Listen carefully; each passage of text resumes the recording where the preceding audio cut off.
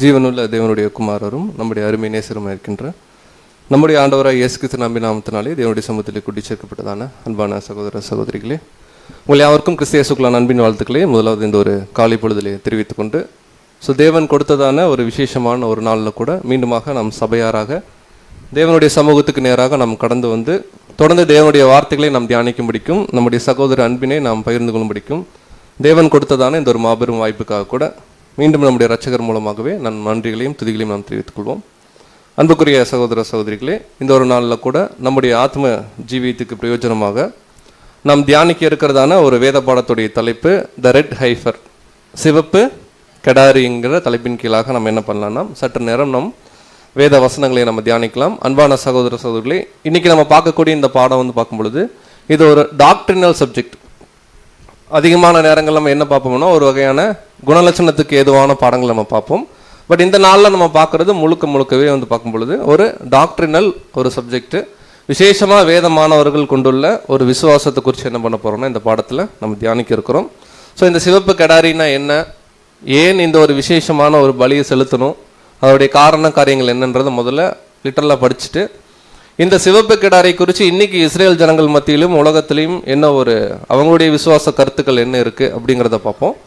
அதுக்கப்புறம் இந்த சிவப்பு கிடாரியுடைய நிஜமான ஒரு ஆவிக்குரிய பொருள் என்ன அப்படின்றத நம்ம என்ன பண்ண போகிறோம்னா பாடத்தில் பார்க்க போகிறோம். இதை குறித்து நம்முடைய மூத்த சகோதரர் 2 இடங்களில் வந்து ஆர்டிக்கலாக எழுதியிருக்காரு. இதோடைய ஒரு சம்மரியும் இந்த பாடத்தில் வந்து இருக்கும். மேஜர் போர்ஷன் ஒரு 70% வந்து பார்க்கும் பொழுது இங்கிருந்து தான் நம்ம ரெஃபரன்ஸ் நம்ம எடுத்துருக்கிறோம். ரீபின்ஸ் நம்பர் பார்க்கும் பொழுது 1871 1896 1871 என்ன வந்து சொல்லுவாருன்னா, ஒரு சகோதரன் வந்து ஒரு புக்லெட் மாதிரி கொடுத்துருக்காரு இந்த சிவப்பு கெடாரை குறித்து. அதில் நிறைய மாறுபட்ட கருத்துக்கள் இருக்கிறத சகோதரர் படிச்சுட்டு இதோடைய அர்த்தத்தை என்னன்றதை கம்ப்ளீட்டாக அந்த ஆர்டிக்கல் எழுதுறார். எழுதின போது கூட நிறைய பேரால் இதை வந்து சரிவர அண்டர்ஸ்டாண்ட் பண்ண முடியல அப்படின்றக்காக திரும்ப இன்னொரு ஆர்டிக்கல் எழுதுறார். ரொம்ப சம்மரைஸ் பண்ணி ஒரு 7 பாயிண்ட் என்ன பண்ணுறாருன்னா இன்னொரு ஆர்டிக்கல் எழுதி இதை குறித்த தெளிவு நமக்கு இருக்கும் அப்படின்றது என்ன பண்ணுறாருன்னா அந்த விஷயத்தை கன்க்ளூட் பண்ணுறார். இப்போ நம்ம என்ன பண்ணலாம், லிட்ரலாக நம்ம அநேக பலிகள் வந்து பழைய ஏற்பாட்டு காலத்தில் இருக்கிறத குறித்து நம்ம படிச்சிருப்போம். ஆசரிப்பு கூடார பாடங்களில் கூட அடிப்படை சத்தியத்தில் மற்றும் அதை தொடர்ந்து வரக்கூடிய பாடத்தில் கூட காளை வந்து பலி செலுத்தியிருப்பாங்க, வெள்ளாட்டுக்கடா பலி செலுத்தியிருப்பாங்க. அதெல்லாமே நம்ம கொஞ்சம் ரீகால் பண்ணிட்டு தான் இதை பார்க்க போகிறோம். பட் லிட்ரலாக சிவப்பு கெடாரியுடைய இந்த ஒரு பலி அல்லது இந்த சிவப்பு கெடாரி கொல்லப்படுதலை குறித்து பைபிளில் வந்து விசேஷமாக ஒரே ஒரு இடத்துல மட்டும்தான் சொல்லப்பட்டிருக்கு. அந்த ஒரு இடம் என்ன அப்படின்னு பார்க்கும்பொழுது என்னாகமம் 19ஆம் அதிகாரத்தில் இருக்குது. விசேஷமாக இந்த சிவப்பு கெடாரியை என்ன ஒரு காரணத்திற்கு தேவன் கொடுத்துருக்காருன்னா, தீட்டுப்பட்டவர்களை சுத்திகரிக்கிறதுக்கு ஏதுவாக என்ன பண்ணுறாருன்னா இதை வந்து கொடுக்குறாரு. அது என்ன காரியம் அப்படிங்கிறது என்ன பண்ணலாம்னா முதல்ல வசனங்கள் நம்ம வரிசையாக படிச்சிடலாம். ஒரு 10 வசனங்கள் நம்ம படிக்க போகிறோம். நீங்கள் கூர்ந்து என்ன பண்ணிக்கலாம்னா நம்ம எல்லாரும் கவனிச்சுக்கலாம், வாசிக்கலாம். என்னாகமம் 19ஆம் அதிகாரத்தில் முதல் 2 வசனம். என்னாகமம் 19ஆம் அதிகாரம் 1-2 வசனங்கள். கர்த்தர் மோசேயையும் ஆரோனையும் நோக்கி, கர்த்தர் கற்பித்த நியம பிரமாணமாவது, பழுதற்றதும் ஊனம் இல்லாததும் நுகத்தடிக்கு உட்படாததும் ஆகிய சிவப்பான ஒரு கிடாரியை உன்னிடத்தில் கொண்டு வரும்படி இஸ்ரவேல் புத்திரருக்கு சொல்லுங்கள். பாருங்க, ரொம்ப கிளியரா சொல்றார். மோசே ஆரோனுக்கு கட்டளை இடும்போது என்னென்ன கொடுக்குறாருன்னா சிவப்பா இருக்கணும், கரெக்டுங்களா? அந்த கிடாரியில என்ன இருக்கக்கூடாது, பழுது இருக்கக்கூடாது. அடுத்து அந்த ஊனம் ரெண்டும் கிட்டத்தட்ட ஒரே மாதிரி தான். அடுத்து நுகத்தடிக்கு உட்படாத ஒன்று, அதாவது யாருமே வந்து பயன்படுத்தாத ஒரு கிடாரியா இருக்கணும். கிடாரின்னா என்னங்க? ஏன்னா அநேக இடங்கள்ல நம்ம பரிசுத்த வேதாகமத்தில் காளை, வெள்ளாட்டுக்கடா இந்த மாதிரி வந்து பார்க்கும் பொழுது மேல் ஜெண்டர் தான் என்ன பண்ணியிருப்பாங்கன்னா அந்த வகையான விஷயங்களை சாக்ரிஃபைஸ் பண்ணியிருப்பாங்க. பட் ஒரே ஒரு இடத்துல ரொம்ப சில இடத்துல வந்து பார்த்தீங்கன்னா ஆட்டுக்குட்டிகள் கூட இருக்கு. அது ஆண் ஆட்டுக்குட்டியா இருக்கலாம், பெண் ஆட்டுக்குட்டியா இருக்கலாம். காலையில் ஒன்று மாலையில் ஒன்று பலி செலுத்துன்னு சொல்லப்பட்டிருக்கு. பட் விசேஷமாக இந்த இடத்துல பார்க்கும் பொழுது தேவன் ஒரு யுனிக்கான ஒரு சாக்ரிஃபைஸ் பண்ண சொல்றார். ஒரு பசு, ஓகேங்களா, அது நுகத்தடிக்கு உட்பட்டிருக்க கூடாது. அதோடைய தோற்றம், அதோடைய ஸ்கின் எல்லாம் பார்க்கும் பொழுது சிவப்பாக காணப்படணும். அதே போல் அதில் எந்த ஒரு பழுதோ அல்லது ஊனோ என்ன பண்ணக்கூடாது, இருக்கக்கூடாது. இதை நீங்கள் என்ன பண்ணுங்கன்னா எடுத்துட்டு வாங்கன்றார். ஃபர்ஸ்ட் இன்ஸ்ட்ரக்ஷன் நம்ம பார்த்துட்டோம். ரெண்டாவது வாசிக்கலாம், 3ஆம் வசனம். என்னாகமம் 19ஆம் அதிகாரம் 3ஆம் வசனம். அதை எலெயாசார் என்னும் ஆசாரியனிடத்தில் ஒப்புக் கொடுங்கள். அவன் அதை பாளையத்துக்கு வெளியே கொண்டு போக கடவன். அங்கே அது அவனுக்கு முன்பாக கொல்லப்பட கடவுது. பாருங்க, ரெண்டாவது ஒரு யூனிக்கான விஷயம். மற்ற ஆசரிப்பு கூடாரங்கள்ல நம்ம பார்க்கக்கூடிய பலிகளுக்கும் இந்த பலிக்கும் நிறைய வித்தியாசங்கள் இருக்கு. முதல்ல இது ஒரு ஃபீமேல் கவு, ரெட் கலரு, ஓகேங்களா. எப்பொழுதுமே பலி செலுத்தணும் அப்படின்னு பார்க்கும்பொழுது அது ஊனம் இல்லாததாக காணப்படணும். ரெண்டாவது என்ன சொல்றாருன்னா, எப்போ எந்த ஒரு மிருகம் பலி செலுத்துறதா இருந்தாலும் அது ஆசரிப்பு கூடாரத்துடைய கோர்ட்டில் என்ன பண்ணுவாங்கன்னா பலி செலுத்துவாங்க. அதுக்குள்ள கோர்ட்டை காணும், இங்கே கை காமிச்சேன், அங்கே இருக்கா, ஓகே. அந்த பிரகாரத்தில் என்ன பண்ணுவாங்கன்னு கேட்டிங்கன்னா பலி செலுத்துவாங்க, அல்லது பலி செலுத்தி அந்த என்ட்ரன்ஸில் பலி செலுத்தி கொண்டு வந்து அந்த பலிபீடத்தில் வைப்பாங்க. அதை கொல்றவர் யாராக இருப்பாருன்னா பிரதான ஆசாரியனாக காணப்படுவார். பட் இங்கே என்ன அப்படின்னு பார்க்கும்பொழுது ரெண்டாவது வித்தியாசம், பிரதான ஆசாரியர்கிட்ட கொடுத்து, பிரதான ஆசாரியர் கூட இல்லைங்க, ஆரோன் தான் பிரதான ஆசாரியர், எலியேசர்கிட்ட கொடுக்க சொல்கிறாங்க. சரி, எலியேசராவது கொல்றாரான்னு பார்த்தா எலியேசர் என்ன பண்ண மாட்டேங்கிறாரு, கொல்ல மாட்டேங்கிறாரு. எலியேசருடைய கண்களுக்கு முன்பாக ஒருத்தர் என்ன பண்ணணும்னு கேட்டிங்கன்னா கொல்லணும். யாரோ ஒருத்தர், யாரோ வேணா இருக்கலாம், கொல்லணும். எங்கே கொல்லணும் அப்படின்னு பார்க்கும்பொழுது பாளையத்திற்கு புறம்பே. பாளையத்துக்கு புறம்பேன்னு எப்படி புரிஞ்சுக்கலாங்க தமிழ்? அதாவது டேபர்நாக்கிள் இருக்கு, சுற்றி இஸ்ரேல் ஜனங்கள் கேம்ப் பண்ணுறாங்க, அந்த கேம்ப் அவங்க கூடாரம் போட்டிருக்குது பாளையம், அதுக்கும் கம்ப்ளீட்டாக அவுட்டரில் கொண்டு போய் இந்த கிடாரை என்ன பண்ணுங்க பலி செலுத்துங்கன்றாங்க. இது ரெண்டாவது ஒரு யூனிக்கான இந்த பலியில் ஒரு வித்தியாசத்தை நம்ம பார்க்குறோம். அடுத்து வாசிக்கலாம் 19ஆம் அதிகாரம் 4ஆம் வசனம். என்னாகமம் 19ஆம் அதிகாரம் 4ஆம் வசனம். அப்பொழுது ஆசாரியனாகிய எலெயாசார் தன் விரலினால் அதன் இரத்தத்தில் கொஞ்சம் எடுத்து ஆசரிப்பு கூடாரத்துக்கு எதிராக 7 தரம் தெளிக்க கடவன். பாருங்க, நல்லா கவனிக்கலாம். இது கொஞ்சம் சிமிலர் பிராக்டிஸா இருக்கு. என்ன அப்படின்னு பார்க்கும் பொழுது ரத்தத்துல எல்லாமே கிடையாது, நிறைய ரத்தம் வரும் இல்லைங்களா. ஒரு கிடாரி கொல்லப்பட்டா நிறைய ரத்தம் வரும், அதுல கொஞ்சம் ரத்தத்தை எடுத்து ஆசரிப்பு கூடாரத்துக்கு எதிரே, விச் மீன்ஸ் அந்த கிழக்கு பக்கம் என்ட்ரன்ஸ் இருக்கு இல்லைங்களா, அதுல 7 முறை என்ன பண்ண சொல்றாருன்னா தெளிக்க சொல்றாரு. இது கொஞ்சம் யூனிக்கான ஒரு பிராக்டிஸ் தான், நம்ம பலிகளில் பார்த்துருக்கோம். அடுத்து 5, 6 வசனங்கள். என்னாகமம் 19ஆம் அதிகாரம் 5, 6 வசனங்கள். பின்பு கிடாரியை அவன் கண்களுக்கு முன்பாக ஒருவன் சுட்டெரிக்க வேண்டும். அதன் தோலும் அதன் மாம்சமும் அதன் இரத்தமும் அதன் சாணியும் சுட்டெரிக்கப்பட வேண்டும். அடுத்து யூனிக்கான விஷயம், ஓகே 5 மட்டும் டிஸ்கஸ் பண்ணிக்கலாம். அடுத்து யூனிக்கான விஷயம் என்னன்னா, எந்த ஒரு மிருகங்கள் பலி செலுத்துறதா இருந்தாலும் ஃபர்ஸ்ட் அது பலிபீடத்தில் செலுத்தப்படணும், நம்ம பார்த்துருக்கோம். பட் இந்த மிருகம் பாளையத்துக்கு புறம்பே அவுட்டரில் கொல்லப்படுது. சரி, நம்ம ஆட்டுக்கடாவுடைய பலியில் பார்க்குறோம், அதோடைய இன்னர் ஆர்கன்ஸ்லாம் என்ன பண்ணுவாங்க, அட்லீஸ்ட் அதாவது எடுத்துகிட்டு வந்து பலிபீடத்தில் வச்சுட்டு அதோடைய தோலும் மற்ற தேவையில்லாத விஷயம் தான் எரிப்பாங்க வெளியே. பட் இது கம்ப்ளீட் இந்த சிவப்பு கிடாரி முழுக்கவே அதுலேருந்து ஒரு ஆர்கன் கூட தனியாக வந்து தேவனுக்குன்னு எடுத்துகிட்டு போகல. பாளையத்துக்கு புறம்பே அங்கே ஆசாரியர்கள் மற்றும் சொல்ல போனால் எலியேசருடைய கண்களுக்கு முன்பாக அது கம்ப்ளீட்டாக என்ன பண்ணப்படுதுன்னா சுட்டெரிக்கப்படுது. அப்படி அந்த சிவப்பு கிடாரி வந்து எரிஞ்சிட்டு இருக்கும்போது அதில் ஒரு 3 விஷயத்தை என்ன பண்ண சொல்றாருன்னா போட சொல்றோம். வாசிக்கலாம் 6ஆம் வசனம். அப்பொழுது ஆசாரியன் கேதுரு கட்டையையும் ஈசோப்பையும் சிவப்பு நூலையும் எடுத்து கிடாரி எரிக்கப்படுகிற நெருப்பின் நடுவிலே போட கடவன். பாருங்க, இப்ப கிடாரி எரியறது இன்னும் கொஞ்சம் நெக்ஸ்ட் லெவல்ல போகிறதுக்காக என்ன சொல்றாருன்னா கேதுரு கட்டை, ஓகேங்களா. கேதுரு கட்டைன்னு நம்ம எப்படி ஒரு பெரிய ஒரு கிடாரி எரிஞ்சிட்டு இருக்குன்னா பெரிய பெரிய கட்டை இருக்கு இல்லைங்களா, நம்ம பார்த்துருக்கோம் எவ்வளோ பெருசு இருக்கணும். அந்த மாதிரி கட்டைகளை கொண்டு வந்து என்ன பண்ணுறாங்கன்னா கேதுரு செடார் இல்லைங்களா ட்ரீ, அதை போட சொல்கிறாரு. அடுத்து ஈசோப்பு, ஈசோப்பை குறித்து கூட தாவி இதெல்லாம் பாடியிருக்கார். நம்ம இதில் பாசோவரில் கூட பார்த்துருக்கோம்.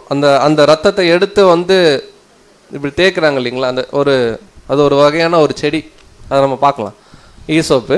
அதுக்கு அடுத்து வந்து பார்க்கும் பொழுது ஒரு ரெட் த்ரெட் சிவப்பு நூலை என்ன பண்ண சொல்றாருன்னா போட்டோம். இதுக்கெல்லாம் ஒரு யூனிக்கான ஒரு அடையாளம் கண்டிப்பாக இருக்கணும். அது என்னன்றது இந்த பாடத்தில் என்ன பண்ண போறோம்னா பார்க்க போறோம். பாருங்க, ஆசரிப்பு கூடாரத்தில் ரெகுலராக நடக்கிறதுலேருந்து மாறுபடுது நிறைய விஷயங்கள். கம்ப்ளீட்டாக வெளியே எரிக்கப்படுது. ஒரு பசு, சிவப்பான ஒரு பசு எரிக்க சொல்றாரு. ஆசாரியன் கொள்ளல, அட்லீஸ்ட் அது கீழே இருக்கக்கூடிய எலியாசர் இவங்க மற்ற அண்டர் பீஸ்டாக அது கொள்றாங்களான்னு கேட்டால் அவங்களும் இல்லை, ஒருத்தர் கொள்றார் அப்படின்னு தான் இருக்கு. அடுத்து அது கம்ப்ளீட்டாக எரியும் பொழுது 3 வகையான பொருட்கள் என்ன பண்ண சொல்றாருன்னா போட சொல்றாரு, நம்ம பார்க்குறோம்.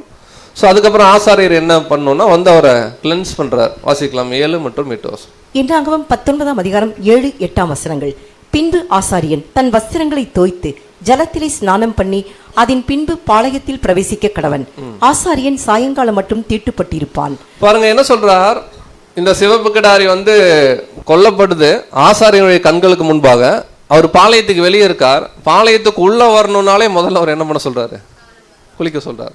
அவர் எங்க போய் ஸ்நானம் பண்ணியிருப்பாருலாம் தெரியல, ஆனா அதன் பின்பு தான் அவர் என்ன பண்ணணும், உள்ளேயே வரணுங்கிறாரு. அதுக்கு அடுத்து என்ன சொல்றாருன்னா, சாயங்காலம் வரைக்கும் அவர் என்னவா இருக்காருன்னா தீட்டப்பட்டு இருப்பான். அடுத்து 8ஆம் வசனம், அதை சுட்டெரித்தவனும் தன் வஸ்திரங்களை ஜலத்தில் தோய்த்து ஜலத்திலே ஸ்நானம் பண்ணி சாயங்காலம் மட்டும் தீட்டுப்பட்டிருப்பான். பாருங்க, அப்ப கிளியரா இங்க வசனம் இருக்கு.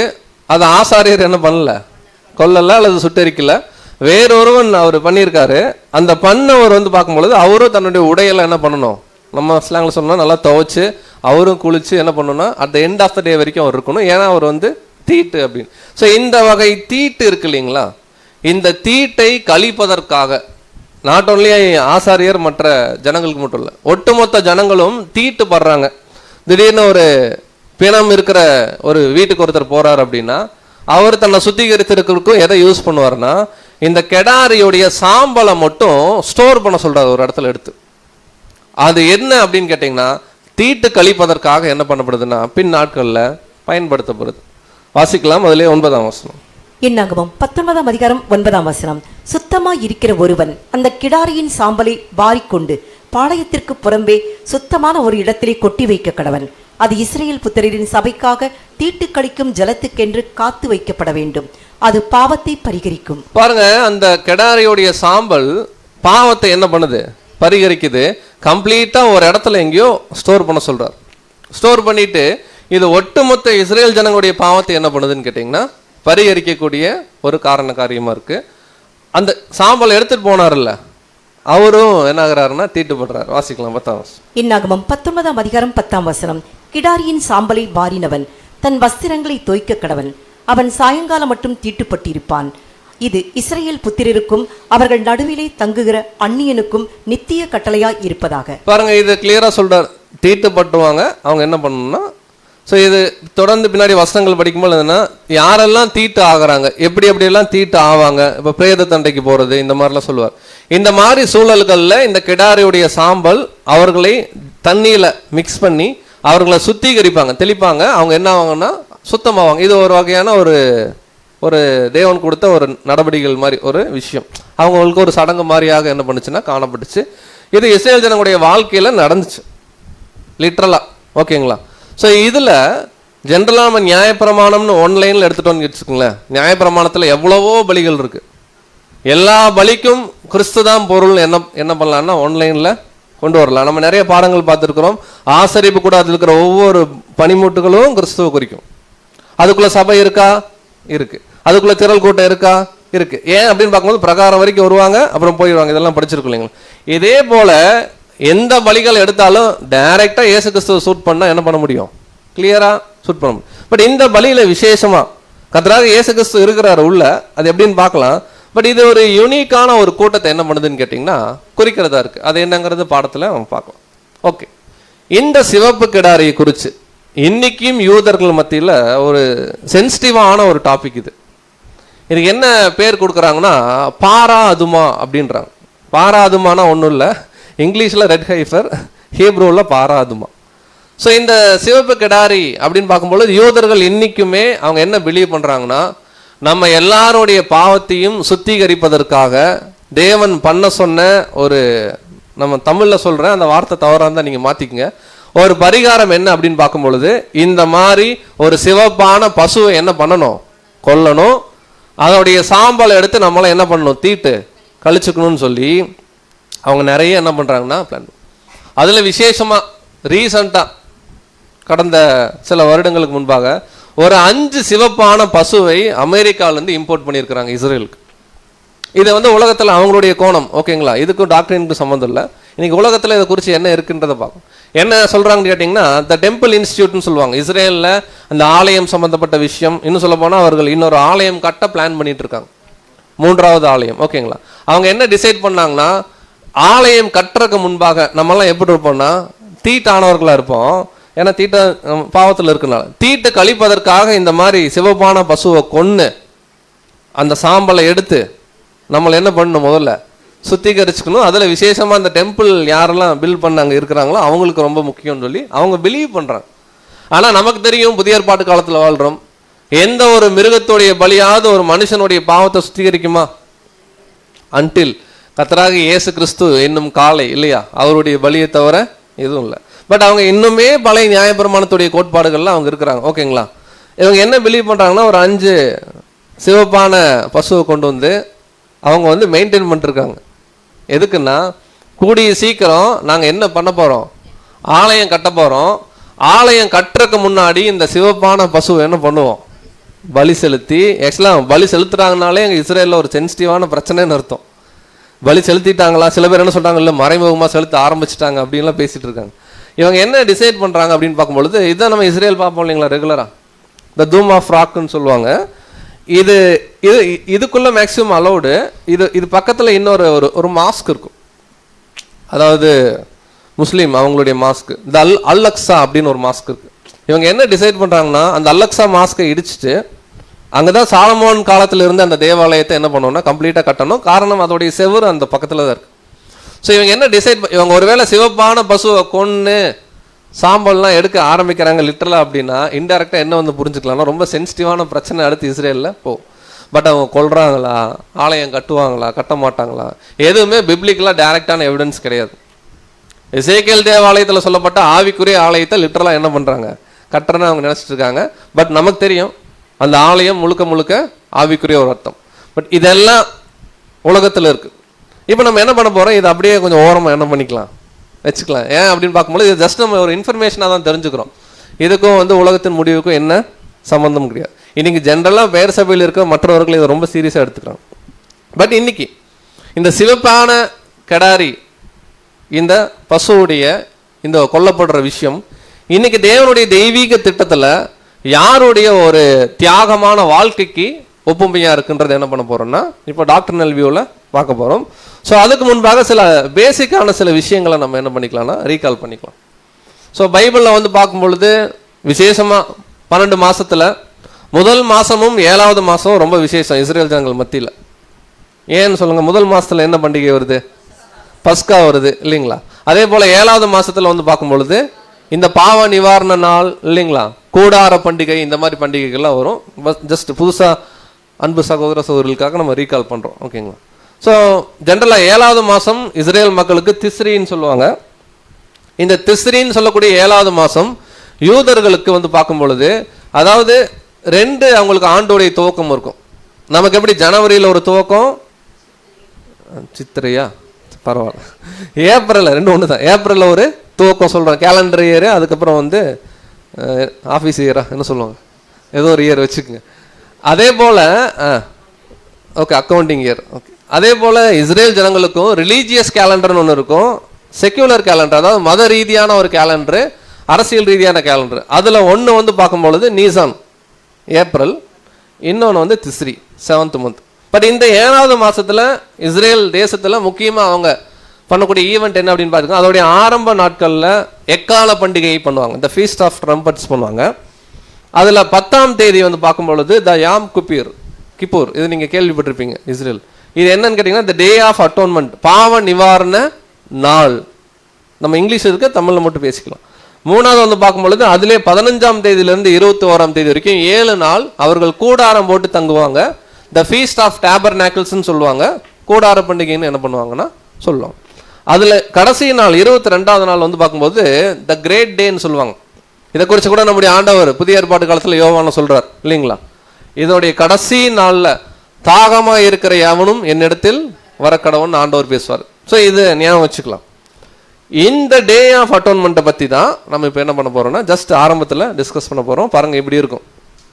7ஆம் மாதம் திஸ்ரி, ஃபஸ்ட்டு இந்த மந்த்தே ஆல்மோஸ்ட் ஒரு ஃபெஸ்டிவல் மந்த் மாதிரி தான். இந்த 10th டே வந்து பாவ நிவாரண நாள், ஒப்புரவாக்குதல், த டே ஆஃப் அட்டோன்மெண்ட்னு சொல்லுவாங்க. 15லேருந்து அப்புறம் கூடார பண்டிகை எப்படி போகும். பட் இந்த ஒப்புரவாக்குதலில் 2 விசேஷமான பலிகள் செலுத்தப்படுவாங்க. ஒன்று என்ன அப்படின்னு பார்க்கும்பொழுது இதை குறித்து லெவிட்டிகஸ், லேவியராகமம் 16ஆம் அதிகாரத்தில் இருக்குது, டீட்டெயில் நீங்கள் படிச்சுக்கலாம். இந்த நிறைய சப்ஜெக்டில் கூட பிரதர்ஸ் நமக்கு அடிக்கடி சொல்லுவாங்க. ஸோ இதில் முதல் பலி என்ன அப்படின்னு கேட்டிங்கன்னா, இதே போல் பழுதற்ற ஒரு காளை என்ன பண்ணப்படும்னா பலி செலுத்தப்படும். இது ஆசாரியனுக்கும் விசேஷமாக ஆசாரியனுடைய குடும்பத்திற்கும். ஸோ இந்த காளையுடைய பலி யாருக்கு அடையாளம்னா, இந்த சுவிசேஷ யுகத்தில், புதிய ஏற்பாடு காலம் இருக்கு இல்லைங்களா, அதான் சுவிசேஷ யுகம்னு சொல்கிறோம். இந்த சுவிசேஷ யுகம் அதோடைய முடிவில் நம்ம இருக்கிறோம், இங்கே ராஜ்யத்துடைய துவக்கம், ஓகேங்களா. இந்த சுவிசேஷ யுகத்தில் முதல் பலி யாருடைய பலி செலுத்தப்படுது அப்படின்னு கேட்டிங்கன்னா, நம்முடைய ஆண்டவராகிய இயேசு கிறிஸ்துடைய பலி, அதற்கு ஒப்புமை தான் இந்த காளையுடைய சாக்ரிஃபைஸ்ன்னு பார்க்கணும். அடுத்து 2 ஆட்டுக்கடாக்கள் என்ன பண்ணுவாங்கன்னா கொண்டு வருவாங்க டேபர்நாக்கிள்கிட்ட. ரெண்டுமே செலக்ட் பண்ணப்பட்டிருக்கு. ஆனால் இங்கே ஆசாரியன் சீட்டு போடுவார். சீட்டு போடும்போது கர்த்தருக்கென்ற ஒரு சீட்டு விழுகும். எக்ஸாம்பிளுக்கு இந்த ஆட்டுக்கடா விழுகுதுன்னு வச்சுக்கோங்களேன், இதை பலி செலுத்துவார். இதை என்ன பண்ணுவார்னா அப்படியே வனாந்தரத்தில் விட்டுருவார், போக்காடா. ஸோ பலி எப்படி செலுத்துவாங்க, அதோடைய இன்னர் ஆர்கன்ஸை சுத்திகரித்து பலிபீடத்தில் வைக்கிறது, ரத்தத்தை எடுத்துகிட்டு போகிறது, தோல் மற்றும் மற்ற சாணத்தை வெளியே எரிக்கிறது, இதெல்லாம் கம்ப்ளீட்டாக இருக்குது. நம்ம சுருக்கமாக பார்க்கணும். ஸோ அந்த காளை மற்றும் இந்த வெள்ளாட்டுக்கடா இதோடைய பலி கர்த்தராகிய இயேசு கிறிஸ்து மற்றும் சபையுடைய பலி. இந்த சுவிசேஷ யுகத்தில் உதாரணத்துக்கு இப்போ நாம் பலி செலுத்திட்டு இருக்கோம் இல்லைங்களா, பலியின் ஜீவியம். இந்த பலியின் ஜீவியம் எதுக்குள்ளே இருக்குன்னா, இந்த கர்த்தருக்கென்ற சீட்டு விழுந்த ஏதோ ஒரு ஆடு வச்சுக்கோங்க, ஒரு வெள்ளாட்டுக்கடாக்குள்ளே காணப்படுது. இப்போ நம்முடைய பலி. ஆனால் நம்முடைய பலி டைரெக்டாக போகாது, ஆண்டவராக இயேசு கிறிஸ்துவோடைய பலியோடு சேர்ந்து தான் தேவன்ட்டு போகும். அப்போ சீட்டு விழாத இன்னொரு ஆடு இருக்கும்ல, அதை என்ன பண்ணுறாங்கன்னா போக்காடாக விடுறாங்க. வாசிக்கலாம் சிஸ்டர், லேவியராகமம் 16:8. லேவியராகமம் 16ஆம் அதிகாரம் 8ஆம் வசனம். அந்த 2 வெள்ளாட்டு கடாக்களையும் குறித்து கர்த்தருக்கென்று ஒரு சீட்டும் போக்காடாக விடப்படும் வெள்ளாட்டுக்கடாவுக்கென்று ஒரு சீட்டும் போட்டு. பாருங்க, போக்காடா விடுறது. போக்காடு அப்படின்னு கேட்டிங்கன்னா, அந்த ஒரு ஆடு செலக்ட் ஆன ஆடு உள்ளே போகும், பலி செலுத்தும். செலக்ட் ஆகாத ஆடு வந்து பார்க்கும் பொழுது வனாந்தரத்தில் விட்டுருவாங்க. வனாந்தரத்தில் ஏதோ ஒன்றால் அந்த ஆடு கொல்லப்படும். அதுக்கு வந்து பலியின் பிரமாணம்லாம் எதுவுமே வந்து கிடையாது. ஸோ இதை குறித்தும் நிறைய ஆராய்ச்சிகள் இருக்குது வேதமானவர் மத்தியில். பட் பொதுவான விசுவாசம் என்ன அப்படின்னு பார்க்கும் பொழுது, காளை விசேஷமாக ஆண்டவராக இயேசு கிறிஸ்து, வெள்ளாட்டுக்கடா வந்து பார்க்கும் பொழுது சர்ச்சு, போக்காடு த கிரேட் கம்பெனி. ஏன் போக்காடு கிரேட் கம்பெனி அப்படிங்கிறதுக்கு ஒரு புக்கு தனியாக இருக்குது, வசனம் தான் பின்னாடி லைப்ரரியில் கூட இருக்குது. போக்காடினால் சுமந்தப்படும். அப்போ போக்காடும் பாவத்தை சுமந்து போகுது இல்லை. அப்போ போக்காடு திரள் கூட்டம் என்ன பாவத்தை சுமக்கிறாங்க என்னன்றதுக்கெல்லாம் டீட்டெயிலாக அதில் இருக்குது. ஆக்சுவலாக துணிகரமான பாவங்கள் இருக்குது சிலதெல்லாம், அதெல்லாம் அது மேலே என்ன பண்ண முடியுதுன்னா சொல்லு. ஸோ இது ரெகுலராக நம்ம அடிக்கடி படிக்கிறோம். காளை, வெள்ளாட்டுக்கடா, போக்காடு. காளை கிறிஸ்து, செலக்ட் பண்ணப்பட்ட வெள்ளாடு சபை, போக்காடு திரள் கூட்டம். அப்படியே ஆர்டராக வந்தா சிவப்பான இந்த பசு.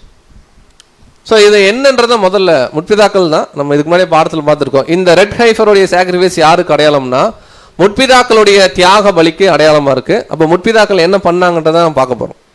ஸோ இந்த சிவப்பான கெடாரியை பற்றி ஒரு 4 சுருக்கமாக பார்க்கணுன்னா, இது ஒரு பலி அல்ல. ஃபஸ்ட்டு கரெக்டுங்களா? பலினா என்னெல்லாம் நடக்கணும்னா, அதோடைய ஏதோ ஒரு விஷயம் வந்து டேபர்நாக்கிள்குள்ளே வரணும். இங்கே ரத்தத்தை மட்டும் கூடாரத்து, ஆசரிப்பு கூடாரத்துடைய என்ட்ரன்ஸில் தெளிக்கிறாங்க, அவ்வளோதான். எதுவுமே உள்ளே போகலை, தேவன்ட்ட ஒரு சுகந்த வாசனையாக போகலை, கம்ப்ளீட்டாக வெளியே நடக்குது. அப்படின்னா கொல்லப்படுது. இது ஒரு பாவ நிவாரண பலி அல்லது ரெகுலராக நம்ம பார்க்குறோம் இல்லைங்களா, பாவத்தை போக்குற ஒரு பலி, அந்த மாதிரி கிடையாது. இந்த மிருகத்துடைய சரீரத்துக்கும் இந்த ஆர்கன்ஸுக்கும் எதுக்கும் அதுக்கும் சம்பந்தம் இல்லை. ரெண்டாவது, எந்த ஒரு பலியாக இருந்தாலும் முதல்ல அது பிரதான ஆசாரியனால் கொல்லப்படணும். ஏன்னா அவர் தான் தன்னை முதல்ல சுத்திகரிச்சிருக்கார். இந்த பலி அப்படி என்ன பண்ணப்படல, கொல்லப்படல. அப்புறம் எந்த பலியாக இருந்தாலும் டேபர்நாக்கிள்குள்ளே கொல்லப்படணும். இது பாளையத்துக்கு புறம்பே, கரெக்டு இல்லைங்களா? பாளையத்துக்கு புறம்பேனா ரொம்ப அவுட்டர்னு வச்சுக்கோங்க, அங்கே கொல்லப்படுது. அதுவும் ஆசாரியர் கூட கொல்ல, யாரோ ஒருத்தர் என்ன பண்ணுறாங்க, கொள்கிறாங்க. ஸோ இது யாருக்கு அடையாளமாக இருக்குன்றத ஃபஸ்ட்டு இதோடைய பதிலை படிச்சிடலாம், அப்புறம் எப்படிங்கிறது என்ன பண்ணலாம்னா பார்க்கலாம்.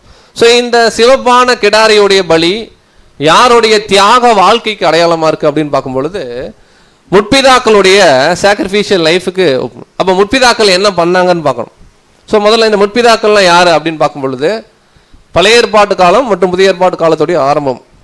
இயேசு கிறிஸ்துவுடைய பலிக்கு முன்பாக, அதே போல் பழைய ஏற்பாடு ரைட் ஃப்ரம் நீங்கள் ஆடம்லேருந்து எடுத்துக்கலாம், யாரெல்லாம் தேவனுக்கு நீதியாக வாழ்ந்து தேவ சித்தம் செஞ்சாங்களோ அவர்களை நம்முடைய பரிசுத்த வேதாகமும் பழைய ஏற்பாட்டு காலத்து நீதிமான்கள்னு ஒரு பேர் என்ன பண்ணுதுன்னா கொடுக்கப்படும். ஸோ அதுதான் நம்ம என்ன டைம் யூஸ் பண்ணுறோம்னா ஏன்ஷியன் ஒர்த்தீஸ், முற்பிதாக்கள். ஓகேங்களா? வெறும் ஆபிரகாம், ஈசாக், யாக்கோபு மட்டும் கிடையாது. ஓகேங்களா? பழைய ஏற்பாட்டு காலத்து நீதிமான்கள். இவங்க யாரிலிருந்து வராங்கன்னா ஆபேலிருந்து வராங்க. ஏன்னா முதல்ல தேவனுக்கு நீதியாக இருந்தது ஆபேல்.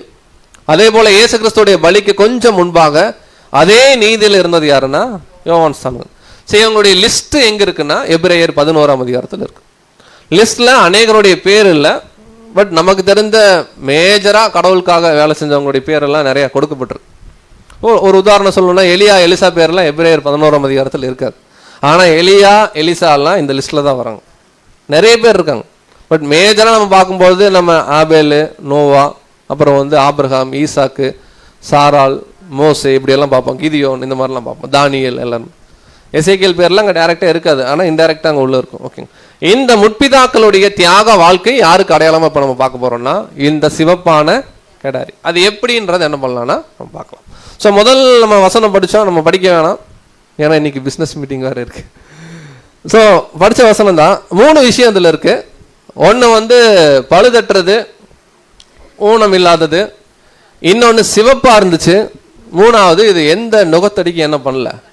அப்போ இதுக்கு நம்ம முதல்ல ஒரு ரீசனிங் என்ன பண்ணலாம்னா பார்க்கலாம். இப்போ பழுதற்றது, ஊனம் இல்லாதது அப்படின்னு உடனே நம்ம எடுத்தோடனே எங்கே நம்ம திங்கிங் போகும்னா ஆண்டவராக இயேசு கிறிஸ்துக்கு எல்லாம் பண்ணுவோம். சபையுடைய வாழ்க்கை எப்படி இருக்கு? வெள்ளாட்டுக்கடை எப்படி தான் சொல்கிறோம், பழுதற்றது, ஊனம் இல்லாது. அந்த திரள் கூட்டத்துடைய அந்த ஆடுடைய செலெக்ஷன் பண்ணும்போது எப்படி தான் அதுவும் அப்படின்னா இதை நம்ம முற்பிதாக்கள் கோணத்தில் கிளியராக பார்க்குறோம். என்ன அப்படின்னு பார்க்கும்போது முற்பிதாக்களுக்கு பழுதற்றது, ஊனம் இல்லாததுன்னா என்ன, ஏன் சிவப்பு எதற்கு அடையாளம்? ஏன்னா முற்பிதாக்கள் வாழ்க்கை நாளைக்கு டைரெக்டாக ராஜ்யத்தில் எல்லாருக்கும் லசனாக போகாது. அதுக்கு முன்னாடி கிறிஸ்துவோடைய வாழ்க்கை சபையுடைய வாழ்க்கையோட சேர்ந்து தான் முற்பிதாக்களே ப்ராசஸ் பண்ண போகிறோம். அப்போ இந்த சிவப்புனா என்ன, நுகத்தடிக்கு உட்படாதுன்னு என்ன, இது எல்லாத்துக்கும் மீனிங் என்ன பண்ணலாம்னா பார்க்கலாம். ஸோ வாசிக்கலாம் சிஸ்டர். நம்ம முன்னாடி பார்த்த அந்த 2 ஆர்டிக்கல் இருக்கக்கூடிய சில வேர்ட்ஸ் தான் இங்கே நம்ம டிஸ்பிளே பண்ணியிருக்கோம். அதனால பேஜ் நம்பரோ ரெஃபரன்ஸ் நம்பரோ போடல, நீங்கள் இந்த ரெஃபரன்ஸ் நீங்கள் ஆர்டிக்கலில் படிச்சிடணும். சிவப்பு கிடாரியானது சுவிசேஷ யுக சபை அடங்கின வகுப்பாரை அடையாளப்படுத்தாமல் தேவனுடைய பார்வையில் நீதிமான்களாக்கப்பட்டவர்களை அடையாளப்படுத்துகின்றது. விசுவாசத்தின் காரணமாய் நீதிமான்களாக்கப்பட்டவர்களை அடையாளப்படுத்துகின்றது. இக்காரியமானது இக்கிடாரி பழுதற்றதாகவும் முழுமையாய் சிவப்பு நிறத்திலும் இருக்கும் விஷயத்தினால் அடையாளப்படுத்தப்பட்டுள்ளது. கிறிஸ்துவின் ரத்தத்தினை சிவப்பு நிறம் அடையாளப்படுத்துகின்றது. பாருங்க, இங்க ஒரு பாயிண்ட வந்து கிளியரா சகோதரர் கிளாரிஃபை பண்றார்.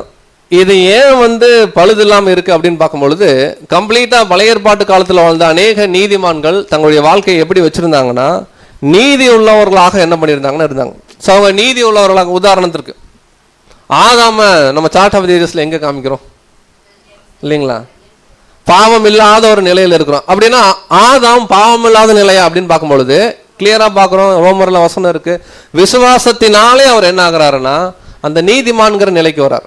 ஸோ அதற்கு அடையாளம் தான் இங்க பழுதற்றது, ஊனம் இல்லாது. அடுத்து இந்த சிவப்பான அப்படிங்கிறது கூட என்ன அர்த்தம் அப்படின்னு கேட்டிங்கன்னா முற்பிதாக்கள் என்ன தியாக பலி செலுத்தினாலும் கம்ப்ளீட்டா எல்லாருடைய பலியும் தேவனுடைய சமூகத்துக்கு போகணும். அப்படின்னா நம்முடைய ஆண்டவராக இயேசு கிறிஸ்துவோடைய பலி இல்லாம கண்டிப்பா போகாது. அப்ப இந்த சிவப்பானங்கிறதுக்கு என்ன அர்த்தம்னு கேட்டீங்கன்னா இந்த இடத்துல 2 இடத்துல சிவப்பான விஷயம் வரும். அது ரெண்டுமே கம்பல்சரி கர்த்தராக இயேசு கிறிஸ்து. ஆக்சுவலா இப்ப முற்பிதாக்களுக்கு இயேசு கிறிஸ்துக்கு முன்னாடி தெரியுமா அப்படின்னு கேட்டா எபிரேயர்ல படிக்கிறோம். அவங்க ஏதோ ஒரு விஷயத்த மனசுல ஊர்ஜிதமா நினைச்சிட்டு வாழ்ந்துருக்கிறாங்க. ஆனா ஆண்டவராக இயேசு கிறிஸ்து தான், இவர் தான் நம்முடைய பாவத்துக்கு பரிகாரம் செலுத்துவார் அப்படிங்கிறது எதுவுமே அவங்களுக்கு தெரியாது. ஆனா காணாம ஒரு விஷயத்த நம்பினாங்க. மோசே குறித்து கூட எபிரேயர்ல படிக்கிறோம். அந்த மாதிரி இந்த சிவப்பானங்கிறது என்ன அர்த்தம் அப்படின்னு கேட்டீங்கன்னா அவங்க நீதிமானா வாழ்ந்தாங்க. வாழ்ந்த வாழ்க்கை மேல எப்படி இருக்குன்னு கேட்டீங்கன்னா சிவப்பான, விசேஷமா கிறிஸ்து இயேசுவுடைய பலிக்கு ஒரு அடையாளமான ஒரு நிறமாக இங்க என்ன பண்ணுதுன்னா காணப்படுது. அப்ப 2 பார்க்கிறோம். ஒன்று ஊனம் இல்லாதது, இன்னொன்று சிவப்பு. அடுத்து நுகத்தடிக்கு உட்படாதது. நுகத்தடின்னு என்னங்க, எந்த ஒரு யோக்கும் வெயிட்டும் மேல வைக்க கூடாது. ஓகேங்களா, ஒரு பாயிண்ட் பார்த்துட்டு நம்ம பார்த்துடலாம். வாசிக்கலாம். என்னாகமம் 19ஆம் அதிகாரம் 3ஆம் வசனம். என்னாகமம் 19ஆம் அதிகாரம் 3ஆம் வசனம். அதை எலெயாசார் என்னும் ஆசாரியனிடத்தில் ஒப்புக் கொடுங்கள். அவன் அதை பாளையத்துக்கு வெளியே கொண்டு போக கடவன். அங்கே அது அவனுக்கு முன்பாக கொல்லப்பட கடவது. பாருங்க, கிளியரா பாக்குறோம். இப்ப பாளையத்துக்கு புறம்பே போய் கொல்றது அப்படிங்கிறது ஸ்பிரிச்சுவலா எதற்கு அடையாளமா இருக்குன்னா, உதாரணத்துக்கு ஒரு அவமானப்பட்டு சாகக்கூடிய ஒரு வாழ்க்கை தான் எது அப்படின்னு கேட்டீங்கன்னா பாளையத்துக்கு புறம்பே. ஒரு உதாரணம் சொல்லணும்னு கேட்டீங்கன்னா நம்முடைய ஆண்டவராக இயேசு கிறிஸ்து எப்படிதான் மரிச்சார்? வாசிக்கலாம். எபிரேயர் 13:13. எபிரேயர் 13ஆம் அதிகாரம் 13ஆம் வசனம். ஆகையால் நாம் அவருடைய நிந்தையை சுமந்து பாளையத்துக்கு புறம்பே அவரிடத்திற்கு புறப்பட்டு போக கடவோம். பாருங்க, இப்ப இந்த பாளையத்துக்கு புறம்பேங்கிற வார்த்தை ரொம்ப எளிமையா புரிஞ்சுக்கணும்னு கேட்டீங்கன்னா எந்த சப்போர்ட்டுமே இல்லாம தனியா ஒரு அவமான பாத்திரமா வாழ்றது. அப்படின்னா முற்பிதாக்கள் எல்லாரையும் நீங்க எடுத்து பாருங்களேன். ஆபேல்ல இருந்து எடுத்து பாருங்க, நோவா எடுத்து பாருங்க, எசேக்கியேல், டேனியேல் எல்லாருமே தனியாக தான் இருந்திருப்பாங்க. கூட்டமாக யாராச்சும் இருந்தாங்களா? அப்படின்னா எல்லாருக்குமே எக்ஸ்ட்ரீம் அவமானம். எசேக்கியேலுக்கு நடந்திருக்கு, டேனியலுக்கு நடந்திருக்கு, ஏனோக்குக்கு நடந்திருக்கு, நோவாக்கு நடந்திருக்கு, ஆபிரகாமுக்கு நடந்திருக்கு, ஐசக், எல்லாருடைய வாழ்க்கை எடுத்து பார்த்தீங்கன்னா கடவுளுக்காக தனியா ஒரு பரதேசி போன்ற வாழ்க்கை என்ன பண்ணுவாங்கன்னா வாழ்வாங்க. அவங்க வாழ்க்கையே எப்படி இருக்குன்னா சுத்தி இருக்கிற யாருமே மெச்சிக்கிற மாதிரி இருக்காது, அப்படியே எல்லாரும் தூஷிக்கிற மாதிரி அவங்கள என்ன பண்ணுவாங்கன்னா வச்சிருப்பாங்க. அவங்க நல்லா இருப்பாங்க, மற்றவங்க பார்வையில் எப்படி இருக்குன்னு கேட்டிங்கன்னா ஒரு அவமானப்படுத்துகிற பாத்திரமாக இருப்பாங்க. இதுதான் பாளையத்துக்கு புறம்பே சிவப்பான கெடாரி கொல்லப்படுதல். ஸோ இதை குறித்து நம்ம வாசிக்கலாம். அது அவமானப்பட்டு மரித்த ஒரு கூட்டத்தாரை அடையாளப்படுத்துகின்றது. ஏனெனில் பாளையத்துக்கு புறம்பே எனும் வார்த்தையானது அவமானத்தை, உலகத்தின் நிராகரிப்பை அல்லது வெறுப்பை அடையாளப்படுத்த பயன்படுத்தப்படுகின்றது. அதாவது எபிரேயர் 13:13 எபிரேயர் 11:32 முதல் 38 முடிய ஆகிய வசனங்களில் பாளையத்துக்கு வெளியே மரணம் வரை உண்மையுள்ளவர்களாய் காணப்படும் முற்பிதாக்கள் என்று பதிவு செய்யப்பட்டுள்ள வகுப்பார் பாளையத்துக்கு புறம்பே சுட்டரிக்கப்படும் சிவப்பு கிடாரியினால் அடையாளப்படுத்தப்படும் வகுப்பார் போலவே காணப்படுகின்றனர். இவர்களது சாம்பலானது மரணத்தோடு உள்ள தொடர்பினால் அசுசி அடைந்தவர்களை அல்லது தீட்டானவர்களை சுத்திகரிக்க உதவுகின்றது. பாருங்க, இந்த சாம்பல் குறித்து தனியாக நம்ம பார்க்கலாம். லிட்டரலா ஏன் சிவப்பான கிடாரி டேபர்நாக்கிள்குள்ள பலி செலுத்தப்படலைன்னா அது எதுவுமே காஸ்பல் ஏஜ்ல பரலோகம் போகக்கூடிய வகுப்பாருடைய பலியை அது டைரக்டா என்ன பண்ணல, அது ஆக்சுவலா செலெக்ஷன் கூட உள்ள வரல. திரள் கூட்டமாவது செலெக்ஷனுக்கு என்ன பண்றாங்க, உள்ள வராங்க. இந்த சிவப்பான கெடாருடைய ப்ராசஸ் எதுவுமே டேபர்நாக்கிள்குள்ளேயே கிடையாது. விச் மீன்ஸ் என்னன்னா காஸ்பல் ஏஜுக்கும் இந்த சிவப்பான கெடாரிக்கும் சம்பந்தமே கிடையாது. காஸ்பல் ஏஜுக்கு முன்பதாக அல்லது ஏதோ ஒரு பீரியட்ல இது கொல்லப்படுது. விசேஷமா பார்க்கிறோம், காஸ்பல் ஏஜுக்கு அப்புறம் இது கொல்லப்படாது. அதுக்கு முன்பாக தான் முற்பிதாக்களுடைய வாழ்க்கை இருக்கு. ஸோ இந்த முற்பிதாக்கள் எப்படி இருந்தாங்க, 2 வசனம் மட்டும் நம்ம புரிந்து கொள்வதற்காக படிக்கலாம். எபிரேயர் 11:32 மற்றும் 33. எபிரேயர் 11:32-33 வசனங்கள். பின்னும் நான் என்ன சொல்லுவேன், கிதியோன், பாராக், சிம்சோன், எப்தா, தாவீது, சாமியல் என்பவர்களையும் தீர்க்கதரிசிகளையும் குறித்து நான் விவரம் சொல்ல வேண்டுமானால் காலம் போதாது.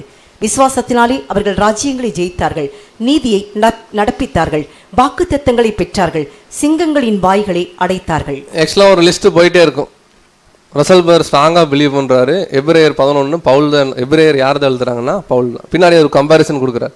இங்க என்ன ஒரு பாயிண்ட் கிளியரா சொல்றாரு அப்படின்னு பார்க்கும்பொழுது, விசுவாசத்தினாலே ராஜ்யங்களை ஜெயிச்சாங்க, நீதியை நடப்பிச்சாங்க. ஆனா இங்க சொல்லப்பட்ட எந்த கேரக்டர்னு எடுத்து பாருங்க, அவங்க ஒரு கும்பலா அப்படியே நம்மள மாதிரி லைஃபா எல்லாரும் தனிமைப்படுத்தப்பட்டிருக்காங்க. எல்லார் வாழ்க்கையிலையும் எக்ஸ்ட்ரீமான அவமானம் இருக்கு. அப்ப இந்த பாளையத்துக்கு புறம்பே அப்படின்றத முற்பிதாக்களுக்கு எப்படி நம்ம பொருத்தி பார்க்கறோம்னா, இவங்க எல்லாரும் தேவனுக்காக வாழ்ந்தாங்க, ஏதோ ஒரு ஃபெய்த்ல அவங்க வாழ்ந்தாங்க.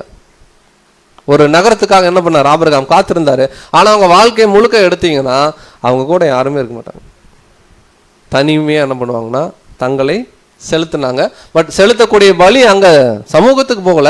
பட் அவங்க இறந்ததுடைய சாம்பல் இருக்குல்ல, முற்பிதாக்கள் வாழ்க்கையுடைய சாம்பல், அது மட்டும் எதற்கு பயன்படுத்தப்படுதுன்னா சுத்திகரிப்புக்கு என்ன பண்ணப்படுதுன்னா பயன்படுத்தப்படும்.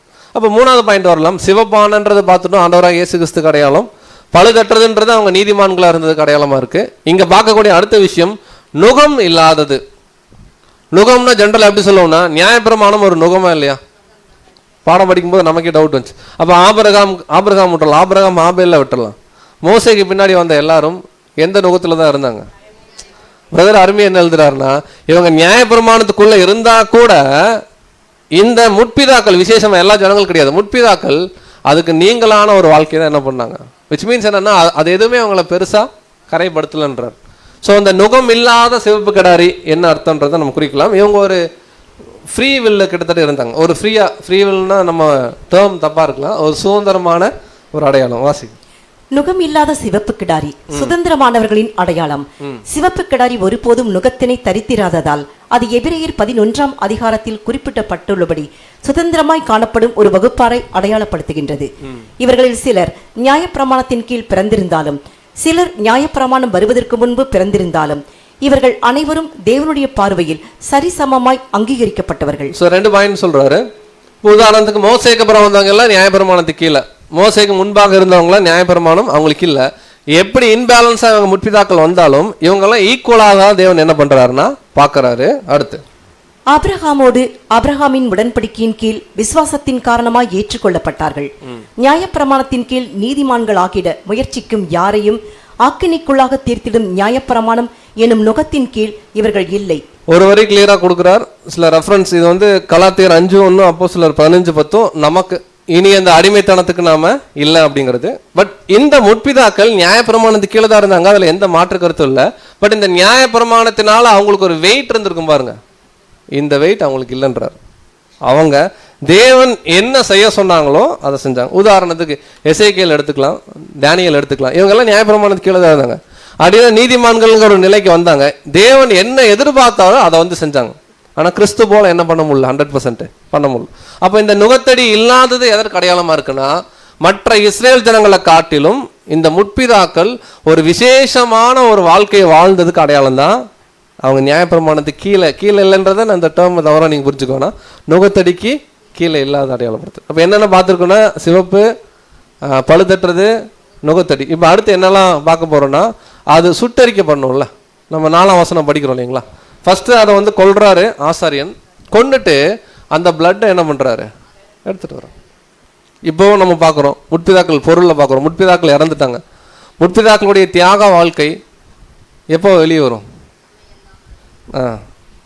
எபிரேயர் 11 கடைசி வசனம் பார்க்குறோம், அவர்கள் நம்மை அல்லாமல். அப்போ அந்த முற்பிதாக்களுடைய பலி கொல்லப்பட்டு விசேஷமாக அங்கே பார்க்குறோம், ரத்தம் 7 முறை என்ன பண்ணுது. ஸோ இங்கேயும் நம்ம பார்க்குறோம், ஆசரிப்பு கூடாரத்துக்கு வெளியே 7 முறை தெளிக்கப்படுறத அருமையாக சகோதரர் எப்படி கோட் பண்ணுறாருன்னா, இப்போ முற்பிதாக்களுடைய வாழ்க்கை இன்னைக்கு நமக்கு ஒரு சின்ன லசனாக இருக்குது. ஆபிரகாம் பற்றி படிக்கிறோம், ஏன் இப்போ சிவப்பு கிடாரி குறித்து கூட படிக்கிறோம். இதெல்லாம் என்னன்னு கேட்டிங்கன்னா, நம்மளை டேபர்நாக்களுக்கு எதிரே என்ன பண்ணுதுன்னா வழி நடத்துது. எப்படி பலி செலுத்தணும், எப்படி விசுவாசம் உள்ளவர்களாக இருக்கணும். அப்போ இந்த ரத்தம் கூட எதற்கு அடையாளமாக இருக்குது, 7 தரம் தெளிக்கப்படுறது கூட பார்க்கும்பொழுது இந்த முற்பிதாக்களுடைய வாழ்க்கை இன்னைக்கு ஏதோ ஒரு வகையில் ஆக்சுவலாக அவங்க கம்ப்ளீட் லெசன் இல்லை, நம்ம எங்கே வழி நடத்துது அப்படின்னு கேட்டிங்கன்னா கிறிஸ்துக்கிட்ட. பட் பர்டிகுலராக அந்த ரத்தம் யாருக்கு அடையாளம்னா, அது ஒருபோதும் அவங்க வாழ்க்கை இல்லை, அது கத்தராக இயேசு கிறிஸ்துடைய வாழ்க்கை தான் இன்னைக்கு நம்மளை என்ன பண்ணுதுன்னா வழி நடத்துது. அப்போ இங்கே சிவப்பான ஒரு சிவப்பு கலரும் சரி, இங்கே ரத்தமும் சரி, பின்னாடி சிவப்பான நூல் பார்ப்போம், எது வந்தாலுமே அது கத்தராக இயேசு கிறிஸ்துடைய பலியின் தியாகம். அடுத்து இந்த முற்பிதாக்களுக்கும் நமக்கும் ஒரு பெரிய வித்தியாசம் இருக்குது தேவனுடைய திட்டத்தில். ஒரு வசனம் படிக்கலாம், படிச்சுட்டு நம்ம கன்ஃபார்ம் பண்ணலாம். 2 தீமோத்தேயு 2:20. இது கம்ப்ளீட்டாக வந்து சர்ச் தான் குறிக்குது. பட் இதுக்குள்ள நம்ம முற்பிதாக்களை சூட் பண்ணி இப்போ என்ன பண்ண போறோம்னா பார்க்க போறோம். வாசிக்கும் 2 தீமோத்தேயு 2ஆம் அதிகாரம் 20ஆம் வசனம்.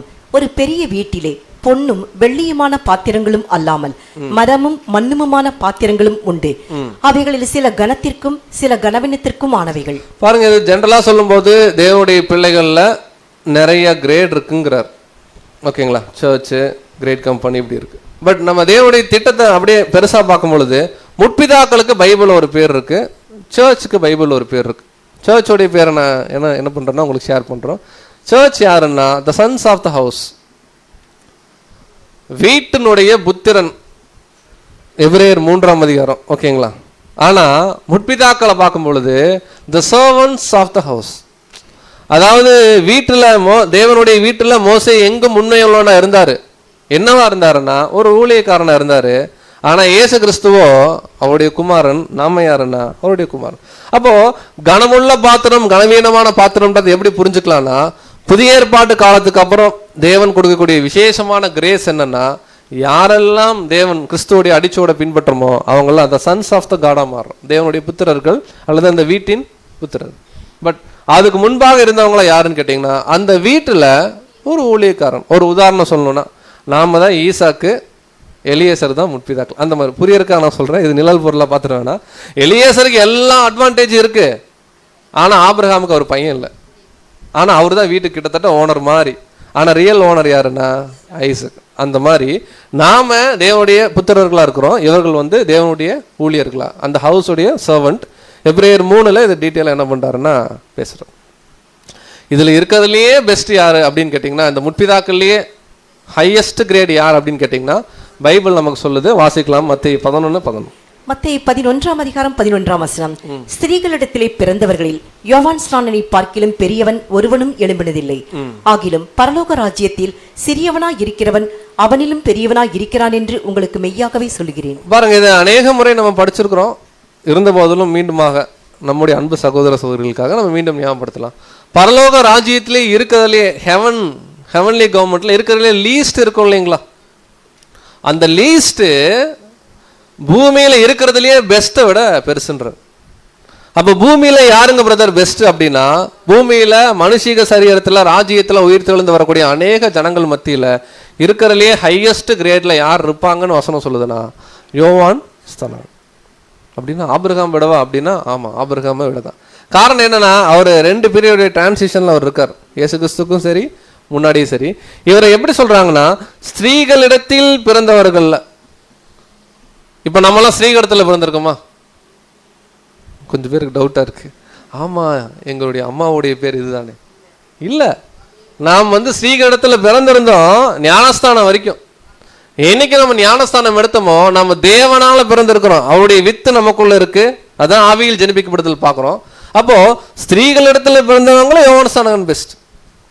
பட் நாம நியூ கிரியேஷன், நம்மள யார் இருக்கிறதுலே லீஸ்டோ, நான் சொல்றது ஹெவன்லி கவர்மெண்ட்ல சபையாய் போன பிறகு அந்த 1,44,000 கடைசி ஒரு மெம்பர் இருப்பார்ல, அவர் தாங்க இருக்கிறதுலே சின்னவர். அப்படி நினைக்க மாட்டோம், சின்னவர் நினைச்சா கூட யோவான்ஸ்தானம் கம்பேர் பண்ணும்போது அவர் பெருசு. டிஃபரன்ஸ் பார்த்துக்கலாம். ஏன் அப்படின்றத எபிரேயர்ல கிளியரா சொல்றாரு. எபிரேயர் 11:40. எபிரேயர் 11:40. அவர்கள் நம்மை அல்லாமல் பூரணர் ஆகாதபடிக்கு விசேஷித்த நன்மையானதொன்றை தேவன் நமக்கென்று முன்னதாக நியமித்திருந்தார். பாருங்க, எவ்வளவோ தியாகங்கள் முற்பிதாக்கள் செஞ்சாலுமே கிளியரா வசனம் இருக்கு, அவர்கள் நம்மை அல்லாமல் என்ன ஆக மாட்டாங்க. ஏன் எபிரேயர்ல இப்படி தேவன் கோட் பண்றாருன்னா, விசேஷமா சுவிசேஷ யுக கால சபையுடைய பலி, அவர்களுடைய உயிர்த்தெழுதல், அவங்களுடைய பூரண தன்மை இது அடைஞ்ச பிறகுதான் எபிரேயர் 11 சொல்லப்பட்ட அல்லது சொல்லப்படாத அநேக ஏன்ஷியன் வர்த்திஸுடைய அந்த ஒரு கம்ப்ளீட்னஸ் வரும்.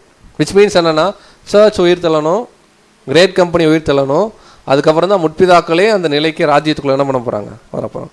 ஸோ இந்த அடிப்படையிலெல்லாம் பார்க்கும்பொழுது நம்ம தான் தேவனுடைய புத்திரர்கள், அவங்க தேவனுடைய வீட்டில் ஊழியர்களாக இருக்கிறாங்கன்னு பார்க்கணும். இப்போ அடுத்து சிவப்பு கிடாரிக்கு போகலாம். இந்த சிவப்பு கிடாரி எரிஞ்சிட்டு இருக்கு. நல்லா எரிவதற்காக ஒரு 3 இன்கிரீடியன்ஸ் என்ன பண்ண சொல்றாருன்னா போடுறார். இன்கிரீடியன்ஸ்னு வேற எங்கேயாவது நம்ம எண்ணங்கள் போயிடுறோம், இங்கிலீஷில் அப்படிதான் இருக்கு. ஸோ 3 விஷயம். ஒன்று கேதுரு கட்டை, நம்ம படிச்சிட்டோம் அதனால படிக்க வேணாம். இன்னொன்று ஈசோப்பு, இன்னொன்று சிவப்பான நூல். ஸோ கேதுரு கட்டை எதற்கு அடையாளமாக இருக்குன்னா, முற்பிதாக்களுக்கு தேவன் கொடுக்குற பிளஸ்ஸிங், அவங்களுடைய தியாக வாழ்க்கைக்கு. செடார் ட்ரீ, இது நம்ம சாங்ஸ் ஆஃப் சாலமோனில் பார்த்துருக்கோம், நிறைய பாடத்தில் பார்த்துருக்கோம். கேதுருக்கும் பனை மரம் பார்த்தீங்கன்னா ஒரு ஸ்பெஷல் தான், பேரிச்ச மரம். கேதுரு என்ன அப்படின்னு கேட்டிங்கன்னா ரொம்ப லாங் லாஸ்டிங். ஒன்லைனில் சொல்லிடலாம், ஆனால் இது அந்த பாடம் அல்ல. கேது எதற்கு அடையாளமாக இருக்குன்னா, தேவன் பிளஸ் பண்ணக்கூடிய நித்திய ஜீவனுக்கு அடையாளமாக இருக்கு. இந்த முற்பிதாக்கள் என்ன ஒரு பிளஸ்ஸிங்குள்ளே வர போகிறாங்கன்னா, அவங்க உயிர் தெழுந்து நித்திய ஜீவனுக்குண்டான ஆசீர்வாதத்துக்குள்ளே வர போகிறாங்க. அவங்க என்றென்றும் உயிரோடு இருக்கலாம், அவங்களுக்கு மரணமே கிடையாது. ஆனால் ஒன் கண்டிஷன், ஃப்யூச்சரில் எவ்வளவு 1000 ஆண்டுகள் அவங்க வாழ்ந்தாலும் அவங்க ஒருவேளை கொஞ்சம் தடம் புரண்டாங்கன்னா, ஃப்யூச்சரில் தடம் புரள மாட்டாங்க. ஃப்யூச்சரில் இன்னும் 1000 வருஷம் 2000 வருஷம் 3000 வருஷம் 4000 வருஷம் அப்படியே போயிட்டு இருக்குன்னு வச்சுக்கோங்க. உலகம் சொல்கிறது வேற பிளான் போகும்போது கூட ஒருவேளை ஏதாவது ஒரு முற்பிதாக்கள் லூசிஃபர் மாதிரி கொஞ்சம் தடம் புரண்டாங்கன்னா கூட அங்கே அவங்களுக்கு மரணம்ன்ற ஒரு விஷயத்தை தேவன் அனுமதிக்கிறதுக்கு நித்திய ஜீவனில் இருந்தால் மட்டும்தான் கொடுக்க முடியும். அழியாமைக்கு போயிட்டாங்கன்னா அதை அப்ளை பண்ணோம். நித்திய ஜீவன்னா நம்ம புரிஞ்சுக்கலாம், அதாவது எவ்வளோ நாள் தேவனுக்கு கீழ்ப்படிஞ்சிருக்கோமோ அவ்வளோ நாள் உயிரோடு இருந்துகிட்டே இருக்கலாம். ஆடம் மாதிரி இல்லைங்களா, தப்பு பண்ணாரு. இப்போ தேவ தூதர்களெல்லாம் இந்த கண்டிஷனில் தான் இருக்கிறாங்க. அதனால தான் தேவ தூதர்களை அழிக்க முடியுது. யார் அழியாமைக்குள்ளே போகிறாங்கன்னா, பிதாவாகிய தேவன் ஆல்ரெடி இருக்கார், தமிழ் ஜீவனுடையவர், சர்ச் போகிறாங்க, ஓகேங்களா, அவ்வளோ. கிறிஸ்துவர் 3 பேருக்கு மட்டும்தான் அந்த வாய்ப்பு. ஸோ கேதுரு கட்டைங்கிறது அவர்கள் கொடுக்கக்கூடிய நித்திய ஜீவனுக்கு அடையாளமாக இருக்குது. ஸோ ஈசோப்பு இப்படி தான் இருக்கும். இந்த ஈசோப்பு என்ன பண்ணுவாங்கன்னு கேட்டிங்கன்னா, அந்த சாம்பலை தண்ணியில் எடுத்து தெளிப்பாங்க ஜென்ரலாக. இங்கே ஈசோப்பையும் போட சொல்கிறார் இந்த எரியும் போது. ஸோ ஈசோப்பு எதற்கு அடையாளமாக இருக்குன்னா, சுத்திகரிப்புக்கு அடையாளமாக இருக்குது, கிளென்சிங்க்கு. எப்போவுமே ஈசோப்பு பிப்ளிக்கில் அதான் அடையாளம். 3வது சிவப்பான ஒரு நூல். அகைன் முற்பிதாக்கள் அவங்க தியாகமான வாழ்க்கை வாழ்ந்தாலும் அவர்கள் பூரணமாகணும் அல்லது தேவன்ட்டு ஒரு பிளஸ்ஸிங் வாங்கணும்னா கர்த்தராக இயேசு கிறிஸ்துடைய ரேன்சம் இல்லாமல் அது நடக்கும். நம்ம இந்த பிளானை புரிஞ்சுக்கலாம். முற்பிதாக்கள் நிறைய தியாகங்கள் செஞ்சுருக்கிறாங்க. பட் அவர்கள் என்ன தியாகங்கள் செஞ்சாலுமே கிறிஸ்துவுடைய பலியும் சபையுடைய பலியும் பூரணமாகாமல் அவங்களுக்கு ஆசீர்வாதம் வராது. அப்ப கிறிஸ்துவுடைய பலி எங்க முற்பிதாக்கள் வாழ்க்கையில வருது அப்படின்னு கேட்டீங்கன்னா இன்டைரக்டா நிறைய இடங்கள்ல வருது.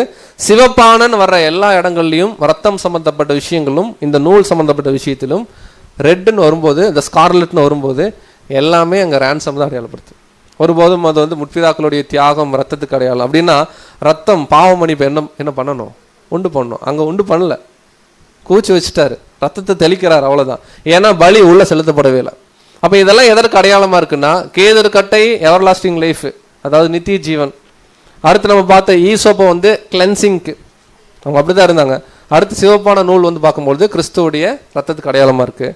இப்போது சிவப்பு கடாரி எரிஞ்சிருச்சு. சாம்பலை என்ன பண்ணணும்? செக்யூர் பண்ணும். செக்யூர் பண்ணியிருக்காரா இல்லையான்னு மட்டும் சொல்லுங்க. முடியும், நமக்கு வந்து இயேசு கிறிஸ்துவுடைய பலி தான் பயன்படுது. இருந்தாலும் அப்பப்போ சில பாடங்களுக்காக ஆபிரகாம் ஈசாக்குக்கு என்ன பண்ணுறோம்?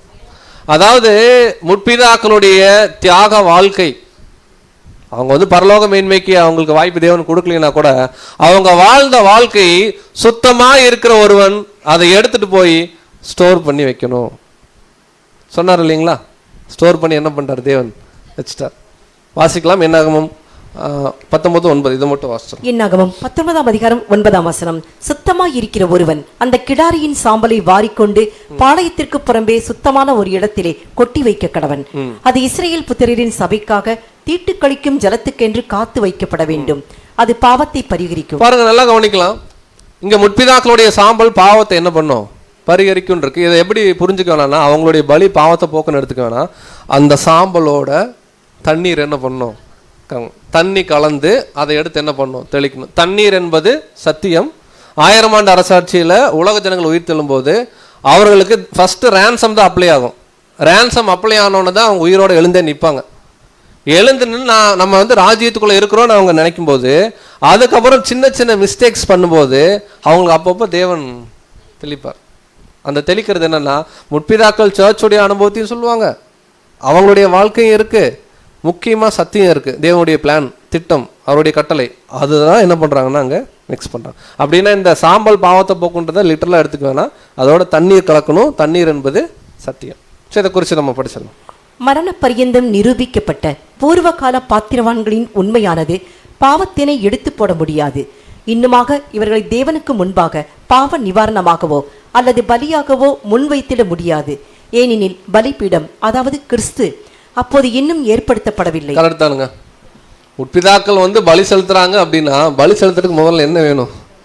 பலிபீடம் வேணும். பலிபீடமே நம்முடைய ஆண்டவராகிய இயேசு கிறிஸ்து தான். அவரே இன்னும் அப்போ ஏற்படுத்தல.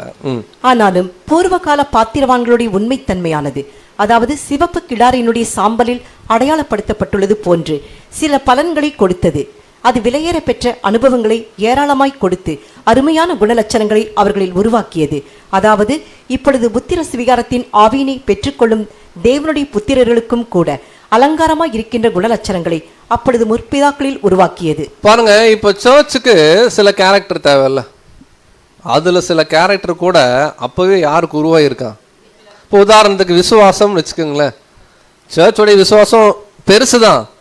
இப்போ நம்மளை கம்பேர் பண்ணும்போது ஆபிரகாம் தான் பெருசுன்னு நம்ம சொல்லுவோம். பட் பவுலை கம்பேர் பண்ணும்போது சொல்ல முடியாதுல்ல. சர்ச்சுன்னா நம்மளுடைய மைண்ட் அங்கே போய்க்கலாம். ஆனாலும் ஆபிரகாம் எப்படி இருந்தாருன்னா, விசுவாசத்தின் தகப்பன். நீடிய பொறுமை, சாந்த குணம், விட்டு கொடுக்கறது எல்லாமே சர்ச்சுக்கு இருந்தால் கூட அதில் சில வெளியேறப்பட்ட குணலட்சணங்கள் முற்பிதாக்கள் பெற்றிருந்தாங்க. அதுதான் அவங்க வாழ்க்கை. அது சொல்றாரு, அதுதான் அந்த சாம்பல்ன்றார், வெளியேற பெற்ற அனுபவங்கள். இந்த அனுபவங்கள் நாளைக்கு உலக ஜனங்களுக்கு சுத்திகரிப்புக்கு பயன்படுது. இன்ஃபேக்ட் சம்டைம்ஸ் நமக்கு என்ன பண்ணுது? பயன்படுது. ஆனால் ஒருபோதும் இது என்ன பண்ணாதுன்னா பாவத்தை எடுத்து போடாது. ஏன்னா பலிபீடம் இன்னும் ஏற்படுத்தலை. பாவத்தை எடுத்து போடுற விஷயமே தண்ணீர், சத்தியம் சேரும்போதும். உதாரணத்துக்கு எக்ஸ்ட்ரீம் ஒரு குணலட்சணம் காமிச்சார் முற்பிதாக்கள் ஒருத்தர், ஆபிரகாம். கரெக்டாக இல்லைங்களா? சர்ச்சுடைய கிட்டத்தட்ட சர்ச் பண்ணுற மாதிரி ஒரு தியாகம் தான் இது. சபை என்ன பண்ணுதுன்னா தன்னையே பலி செலுத்துது. கிட்டத்தட்ட அதுக்கு ஆபிரகாம் இங்கே மேட்ச் பண்ணுறாரு. தன்னை மாறி இருக்கிற தன்னுடைய குமாரன் என்ன பண்ணுறாருன்னா தேவனுக்காக, திட்டத்துக்காக பலி செலுத்த துணிவு. இந்த வகையான இந்த குணலட்சணம் இருக்கு இல்லைங்களா, இந்த வகையான கேரக்டர்ஸு, இது நாளைக்கு சுத்திகரிப்புக்கு பயன்படும். பட் இந்த குணலட்சணம் பாவத்தை என்ன பண்ணாது? போக்காது. பாவத்தை போக்க ஒரே பலி கர்த்தராகிய இயேசு கிறிஸ்து மட்டுமே. சிஸ்டர் அந்த பாயிண்ட் மட்டும். இப்படியாக, அதாவது சுட்டெரிக்கப்பட்ட சிவப்பு கிடாரியின் சாம்பலினால் அடையாளப்படுத்தப்படும் அவர்களுக்கு வந்த பற்றி எரிகிற அனுபவங்களின் விளைவாக அவர்கள் தேவனுடைய பார்வையில் விலையேற பெற்றதாய் காணப்படும் குணலட்சணங்களை பொக்கிஷமாய் சேர்த்து வைத்துள்ளனர். பாருங்க, சுட்டரிக்கிற மாதிரி நெருப்பு மாதிரி நிறைய சோதனைகள் அவங்க வாழ்க்கையில் வந்துச்சு முற்பிதாக்கள். நம்ம லிஸ்ட் நிறைய சொல்லலாம், ஒரு 3 பேரை மட்டும் நம்ம பாடத்தில் நம்ம பார்ப்போம். இந்த அனுபவங்கள் அவங்கள அந்த ஒரு குவாலிட்டிக்கு கொண்டு வந்துச்சுன்னு பார்ப்போம். அதையும் இன்னொரு இடத்துல சொல்றாரு, வாசிப்போம். சிவப்பு கிடாரியின் சாம்பலானது சுத்தமான இடத்தில் குவித்து வைக்கப்பட்டது போல பூர்வ கால பாத்திரவான்களின் வேதனையான அனுபவங்களானது ராஜ்யத்தில் அந்த பிரபுக்களுக்கு ஆசீர்வாதமாக, அறிவுரையாக மற்றும் உதவியாக காணப்படும். பாருங்க, ராஜ்யத்துல முற்பிதாக்கள் எப்படி இருப்பாங்க நம்ம படிச்சிருக்கோம் இல்லைங்களா? உமது குமாரருக்கு பதிலாக உமது பிதாக்கள் இருப்பாங்க இல்லைங்களா? சாரி, உமது பிதாக்களுக்கு பதிலாக குமாரர் இருப்பாங்க. அவர்கள் பூமிங்கம் என்ன பண்ணுவீங்க? அப்போ த பிரின்சஸ் ஆஃப் த எர்த்தா யார் இருப்பாங்கன்னா முற்பிதாக்கள். கரெக்டாக புரிஞ்சுட்டு வருதுன்ற விசுவாசத்தில் ஒரு ஃப்ளோவில் போயிட்டுருக்கோம். நடுவில் கேள்வி கேட்காம, ஒருவேளை டவுட் இருந்தால் கூட நம்ம என்ன பண்ணிக்கலாங்க, டிஸ்கஸ் பண்ணிக்கலாம். ஸோ இங்கே பார்க்குறோம் பூமியில், ஏன்னா இவங்களை குறித்து நிறைய அடிக்கடி படித்தனால நம்ம எல்லாருக்கும் தெரியுன்ற விசுவாசத்தில் அப்படி போயிட்டுருக்கோம். அவங்க பூமியில் வந்து பார்க்கும்பொழுது பிரபுக்களாக கேபினெட் மினிஸ்டர்ஸாக இருப்பாங்க. இன்றைக்கி இருக்கிறாங்க இல்லைங்களா, சிஎம் பிஎம் மாதிரி. நாளைக்கு வேர்ல்டு கவர்மெண்ட் ஆர்கனைஸ் ஆகும்போது இவங்க தான் இருக்க போகிறோம். அதில் ஹெட்டாக யார் இருப்பாங்கன்னா யோவான் ஸ்நானகன். இவங்களுக்கு கைடன்ஸ் எங்கேருந்து வரும்னா ஹெவன்லேருந்து வரும். கிரைஸ்டும் சர்ச்சும் தேவன்கிட்ட வாங்கி இவங்களுக்கு என்ன பண்ணுவாங்க, கீழே கொடுப்பாங்க. இந்த முற்பிதாக்களுடைய வேதனையான அனுபவமானது ராஜ்யத்தில் அந்த பிரபுக்களுக்கு என்னவா இருக்குன்னு, அதாவது அவங்களுக்கு ஒரு பிளஸ்ஸிங்காகவும் இருக்குது. அதே போல் மற்ற ஜனங்கள் இருப்பாங்கள்ல, அவங்களுக்கு சில அறிவுரையாக காணப்படும். ஒரு வேதனையான அனுபவம் எடுத்துக்கங்களேன், யோவான் ஸ்நானகன். இவருடைய லைஃப் அவ்வளோ சாதாரண லைஃபா? சில டைம் சர்ச்சுக்கே இவர் என்ன பண்ணுவோம், நிறைய பாடத்தில் கம்பேர் பண்ணுறோம். எல்லாரும் சாப்பிட்ற சாப்பாடு இவர் சாப்பிடல, எல்லாரும் போடுற உடை என்ன பண்ணல போடல, எல்லாரும் வந்து ஃபேமிலியோட சந்தோஷமா இருந்தாங்க, இவர் ஃபேமிலி விட்டு பிரிஞ்சு தனியாக இருந்தார். எல்லாரும் வந்து குரூப்பாக என்ன பண்ணாங்க, இருந்தாங்க. இவர் தனியாக தேவன் என்ன இவருக்கு கைட் பண்ணுறாரோ அந்த கைடன்ஸை கொடுத்துட்டு போல்டாக இருந்தார். கரெக்டாக இல்லைங்களா? அப்போ இவருக்கு நிறைய வேதனையான அனுபவங்கள் இருக்கும் இல்லைங்களா? இதெல்லாம் சேர்த்து வச்சிருக்கார் தேவன் சாம்பல் மாதிரி.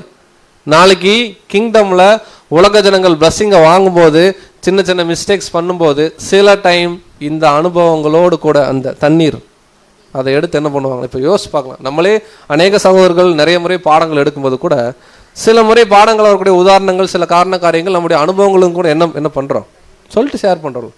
ஆனால் ட்ரூத் என்ன ஆகாது, மாறுறதில்ல.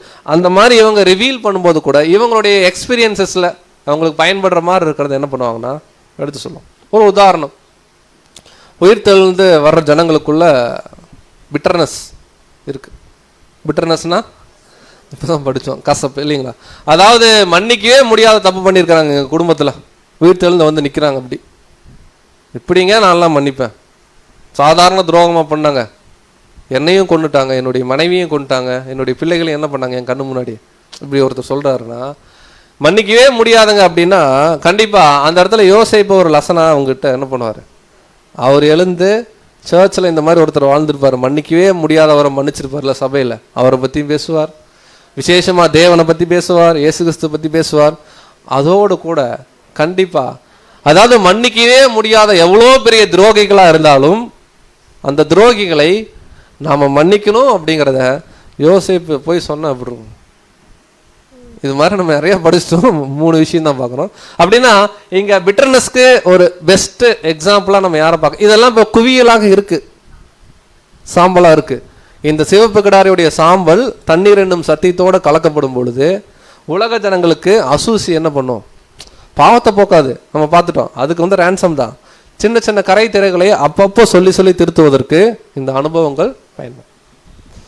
பொறுமையே இல்லை ஒருத்தருக்கு. மோசே அடிச்சுட்டாரே கண்மலை, நானும் இப்படி தாங்க தப்பு பண்ணேன். ஓகே, மோசே சொல்லலாம், ஏன்னா வசனம் இருக்குது பூமியிலே. நம்ம பாடத்தில் இன்னொருத்தர் எடுத்திருக்கோம், பொறுமையே இல்லை. கிங்டமில் ஒருத்தர் உயிர்த்தெழுந்து வந்துட்டு பொறுமை இல்லாமே இருக்கிறார், அவர் பொறுமையாருன்னு சொல்லணும். ஒரு எக்ஸாம்பிள் நம்ம இல்லைங்களா? இல்லை இல்லை, சர்ச் கேரக்டரில் யாருங்க, நம்ம எவ்வளோ நேரம் பாடம் எடுத்தாலும் என்ன பண்ணுவோம். ஓகே, அப்போ கர்த்தராகிய இயேசு கிறிஸ்து தேவன். விசேஷமாக இந்த பாடத்தில் கண்டிப்பாக மோசே சொல்லலாம், எந்த மாற்று கருத்தும் இல்லை. இங்கே நம்ம நோவா சொல்கிறோம். நோவாஸோடைய எண்டூரன்ஸ் பார்க்கும் பொழுது மழைன்னு ஒன்று அந்த காலத்தில் இல்லவே இல்லை. மழை வரும்னு சொல்லி கிட்டத்தட்ட பல வருஷம் ப்ராஜெக்ட் என்ன பண்ணுறாரு, கப்பலை கட்டுறாரு. கட்டி கப்பலுக்குள்ளே போய் என்ன பண்ணிட்டார், இப்படி உட்காந்துட்டாரு. கதவே சாத்திட்டாங்க. 7 நாள் ஆச்சு, என்ன பண்ணல. வெளியே இருந்து சத்தம் தான் கேட்டு இருந்திருக்கும், பயங்கரமாக கிண்டல் கேலியாக இருந்திருக்கும். அதுக்கு முன்னாடி கப்பல் கட்டும் போதே பிரச்சனை. என்ன வந்தாலும் பொறுமையே இழக்காம இருந்தோம். அப்போது இந்த சாம்பல் ஒரு இடத்துல இப்போ என்ன பண்ணப்பட்டிருக்கு, இப்போ நமக்கு கூட சில கிளென்சிங் அப்பப்போ நடக்குது இல்லையா, குயிக்கல்ஸ். இதை தேவன் என்ன பண்ணுவார், பயன்படுத்துவார். இந்த மாதிரி ஒரு லிஸ்ட் சொல்லலாம். ஒரு 3 தான் நம்ம எடுத்திருக்கோம். 3வது பொறாமை. உயிர் திறந்து வரக்கூடிய உலக ஜனங்கள் அந்த ஓல்டு மைண்டில் தான் வருவாங்க. வந்தோடனே பக்கத்து வீட்டை பார்ப்பாங்க, உடனே மாறாதில்ல. பக்கத்து வீட்டை பார்த்தோன்னே ட்ரையல்ஸ் ஆஃப் கம்பேரிசன், கம்பேர் பண்ணி பார்த்துட்டு பொறாமை. யார் வந்தால் கரெக்டாக இருக்கும். பொறாமைக்கு நல்ல மெடிசன் நம்ம தான். நம்ம பொறாமை என்ன பண்ண மாட்டோம். நம்ம ஒன்று, இன்னொன்று கர்த்தராகிய இயேசு கிறிஸ்து 2. நம்ம ஒன்று எல்லாரும் நம்மளா, நான் பூமியில் தான் இருக்கேன்னான்னு என்ன பண்ணுறாங்க, பார்த்துக்கிறாங்க. இல்லை, நிஜமாக விசுவாசிக்கலாம். சர்ச்சோடைய குவாலிட்டி அதுதான். அதில் எந்த நம்மன்றதை விட சர்ச் நம்ம தான், அப்படி வச்சுக்கலாம். 3வது, முற்பிதாக்கள்ல பொறாமை இல்லை அப்படிங்கிற ஒருத்தருக்கு பொறாமைப்படாதீங்கன்னு போய் எடுத்து சொல்லணும். ரொம்ப நேரம் யோசிக்க. ஜோனத்தன் எப்படி முடியும்? எங்க அப்பா ராஜா, நானும் ஆட்ட சாட்டம் என்ன பண்றேன் இருக்கிறேன். நானும் நிறைய போருக்குள்ள என்ன பண்ணியிருக்கேன், போயிருக்கேன். திடீர்னு ஒரு சின்ன பையன் ஒருத்தர் வராரு, இவர் தான் ராஜான்னு தேவன் என்ன பண்ணிட்டாரு, அபிஷேகம் பண்ணிட்டாரு. உடனே எல்லாத்தையும் எடுத்து எப்படி கொடுக்க முடியுது, எப்படி முடியுது? அப்போ யோசிச்சு பார்க்கலாம். இப்போ ஜோனத்தனுடைய கேரக்டர்லாம் எக்ஸ்ட்ரீம் கேரக்டர், நம்ம நிறைய பாடங்களில் சகோதரர்கள் கற்றுக் கொடுத்துருக்காங்க. பட் இந்த மாதிரி முற்பிதாக்களுடைய சாம்பல்கள், பரவாயில்லப்பா நீ தான்ப்பா தகுதியான ஆளு, ஆனால் ஆளை பார்த்தா தகுதியாக இருக்கிற மாதிரி இல்லை தாவீது, அவருடைய தோற்றம். ஆனால் யோனத்தன் பிக்சர்ஸ்லேயும் அப்படி தான் கொடுத்துருக்காங்க. ஜோனத்தன் ஒரு கிங் மாதிரி இருக்கார். ஆனாலும் புரிஞ்சுட்டு பொறாமை இல்லாமல் தன்னுடைய நண்பனுக்காக என்ன பண்ணுறாருன்னா, அங்கே இவங்களுடைய ஸ்நேகம் பார்க்கும்பொழுது ஸ்ரீகளுடைய ஸ்நேகத்தை விட பெருசுன்னு. அப்போது இப்போ யோனத்தனுடைய சாம்பல் குயிக்கிங், அது சத்தியம் என்னும் ஜலத்தோடு கூட என்ன பண்ணுறாரு, கலந்து. ஆல்ரெடி ரேன்சமில் பாவம் போக்கப்பட்டு உயிர் தெழுந்து நிற்கிற உலக ஜனங்கள் சின்ன சின்ன மிஸ்டேக்ஸ் பண்ணும்போது இவங்களுடைய டீச்சிங்ஸ்லாம் அங்கே என்ன பண்ணணும்னா ஹெல்ப் பண்ணும். அதனால தான் சொல்கிறார், அதை தண்ணீரில் கலந்து என்ன பண்ணணும்னா பண்ணும். சரி, இதெல்லாம் எப்போ நடக்கும்? ராஜ்யத்தில். இப்போ எங்கே இருக்கோம்? ராஜ்யத்தில். எப்போ நடக்கும்? உலக ஜனங்கள் உயிர் தெழும் போது. ராஜ்யத்துக்கு ஜென்ரலாக ஒரு டே இருக்கு, த 7th டே, இல்லைன்னா 3rd டே. கரெக்டா? ராஜ்யத்துக்கு 7வது 1000 வருஷம் என்னங்க, சயின்ஸ் அண்ட் கிரியேஷன்லேயே படிச்சுமே, 7வது 1000 வருஷம் 1000 இயர்ஸ் ராஜ்யம். நீங்கள் ஜென்ரலாக வச்சுங்க, உலக ஜனங்கள் உயிர் தெழுந்து வராங்க, ஓகேங்களா? கிறிஸ்து வந்ததுலேருந்து 3வது நாள் என்னது? ராஜ்யம். இன்றைக்கும் நாளைக்கும் பிசாசுகளை துரத்தி 3ஆம் நாள் என்ன பண்ணுவேன், நிறைவடையும். இந்த கிளன்சிங் ப்ராசஸும் இந்த 2 நாளில் தான் என்ன பண்ணுதுன்னா நடக்கும். வாசிக்கலாம். என்ன ஆகும்? 19-12. என்னாகமம் 19ஆம் அதிகாரம் 12ஆம் வசனம். அவன் 3ஆம் நாளிலும் 7ஆம் நாளிலும் தீட்டுக்களிக்கும் ஜலத்தினால் தன்னை சுத்திகரிக்க கடவன், அப்பொழுது சுத்தமாவான். 3ஆம் நாளிலும் 7ஆம் நாளிலும் தன்னை சுத்திகரிக்காமல் இருப்பானாகில் சுத்தமாகான். பாருங்க, இந்த 3ஆம் நாள் பொறுமையா எளிமையா நம்ம புரிஞ்சுக்கலாம். கிறிஸ்து 2000 வருஷம் முடிஞ்சிருச்சு, 3வது 1000 வருஷத்துல இருக்கிறோம் இல்லைங்களா? இன்னும் கொஞ்சம் வருடங்கள்ல உலக ஜனங்கள் வரப்போறாங்க. இதுதான் 3ஆம் நாள். 7ஆம் நாளுங்கிறது ஆதாமிலிருந்து 7வது 1000 வருஷம் 1000 ஆண்டு அரசாட்சி. இதை இன்டைரக்டா நிழல் எப்படி சொல்றாங்கன்னா, ஆண்டவராக இயேசு கிறிஸ்துவோடைய ராஜ்யத்துல இந்த சுத்திகரிப்பு என்ன பண்ணுன்னு கேட்டீங்கன்னா நடக்கும். ஸோ கிங்டம்க்கு இந்த டே என்னவா இருக்குன்னா அடையாளமா இருக்கு. ஸோ வாசிக்கலாம் சிஸ்டர். மரணத்தினால் உண்டான அனைத்து அசுசியிலிருந்து, அதாவது பிணங்களை, கல்லறைகளை அல்லது மரித்தோரின் எலும்புகளை தொடுவதன் காரணமான அசுசியிலிருந்து சிவப்பு கிடாரியின் சாம்பலானது சுத்திகரிப்பு கொடுக்கின்றது. இது மரணம் மற்றும் அதன் சீரழிவுகளிலிருந்து மனுஷர்களை சுத்திகரித்து சீர் பொருந்த பண்ணுவது இந்த பிரபுக்களின் பிரதிநிதிகளின் வேலையாக காணப்படும் என்பதை சுட்டி காண்பிக்கின்றது. இந்த காரணத்திற்காகவே கர்த்தர் அவர்களை பூமி எங்கும் பிரபுக்களாக வைப்பார். பாருங்க, நம்ம பார்க்குறோம் லிட்ரலா நாளைக்கு உலக ஜனங்கள் பலி கொண்டு வந்து செலுத்துவாங்களா அப்படின்னு கேட்டா நம்ம எசேக்கியேல் எல்லாம் படிக்கிறோம். அது எந்த அளவுக்குன்னு தெரியல, ஆனா அவங்களே பலியா செலுத்துவாங்க, அப்படி படிச்சிருக்கோம். பட் இந்த வகை அநேக தீட்டுக்களை லிட்ரலாகவே, ஒருத்தர் பிணத்தை தொட்டா, எலும்பை தொட்டா, ஒரு இறந்தவங்க வீட்டுக்கு போயிட்டு வந்தா 7 நாள் தீட்டு, இந்த வகையான தீட்டுக்களை கழிப்பதற்கு இந்த சாம்பல் பயன்படுத்தப்பட்டிருக்கு. நாளைக்கு உலக ஜனங்களும் அவங்களுக்கு அசூசிகள் இருந்துச்சுன்னா பாவத்தை போக்காது, ஆனால் தீட்டை என்ன பண்ணுன்னா கழிக்கும். ஸோ பார்த்த விஷயத்தை ரீகால் பண்ணிட்டு ஒரு 7 பாயிண்ட் இருக்கு, நம்ம பார்த்ததே தான். பட் பிரதர் இன்னொரு ரீஃபரன்ஸ் எழுதுறார், அதை நம்ம வாசிச்சு நம்ம கன்க்ளூட் பண்ணலாம். ஃபர்ஸ்ட் என்ன பார்த்தோம்னா ரெட் கலர். ஏன் இது சிவப்பான கிடாரி?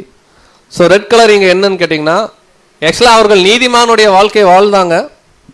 கர்த்தராக இயேசு கிறிஸ்துவுக்கு அங்கே அடையாளமாக இருக்குது சிவப்பு. அது ஒருபோதும் முற்பிதாக்களுக்கு டைரெக்டாக அடையாளப்படுத்தலை. அதே போல் அவங்க வந்து வித்தவுட் பிளமிஸ், அப்புறம் வந்து நுகத்தடிக்கு உட்படாதவங்களா இருந்தாங்க. அவங்க வந்து பார்க்கும்போது விசுவாசத்தினாலே நீதிமான்களாக இருந்தாங்க. அவங்க நியாயப்பிரமாணத்துக்குள்ளே இருந்தாலும் இல்லாமல் இருந்தாலும் அவங்க வாழ்க்கை அப்படி இருந்துச்சு தேவன் இடத்துல. அதே போல் ஏன் பிளமிஷ் அப்படின்னு பார்க்கும்பொழுது நீதிமானுக்கு உண்டான வாழ்க்கை. அடுத்து killed outside of the camp. Sister இதில் மட்டும் வாசிக்கிறீங்களா? Killed outside the camp, died in disgrace, unrecognized by the world. So உலகம் அவர்களுக்கு பாத்திரமா இல்லை அப்படின்லாம் எபிரேயர்ல படிக்கிறோம். அதாவது உலகத்திற்கு வெளியே அந்நியர்களாகவும் பரதேசிகளாகவும் அவர்கள் வாழ்ந்தாங்க, மறிச்சாங்க. அந்த மாதிரி இருந்தது அடையாளம் தான் சிவப்பு கிடாரி வெளியே என்ன பண்ணுச்சுன்னா கொல்லப்பட்டுச்சு. Blood sprinkled toward the tabernacle.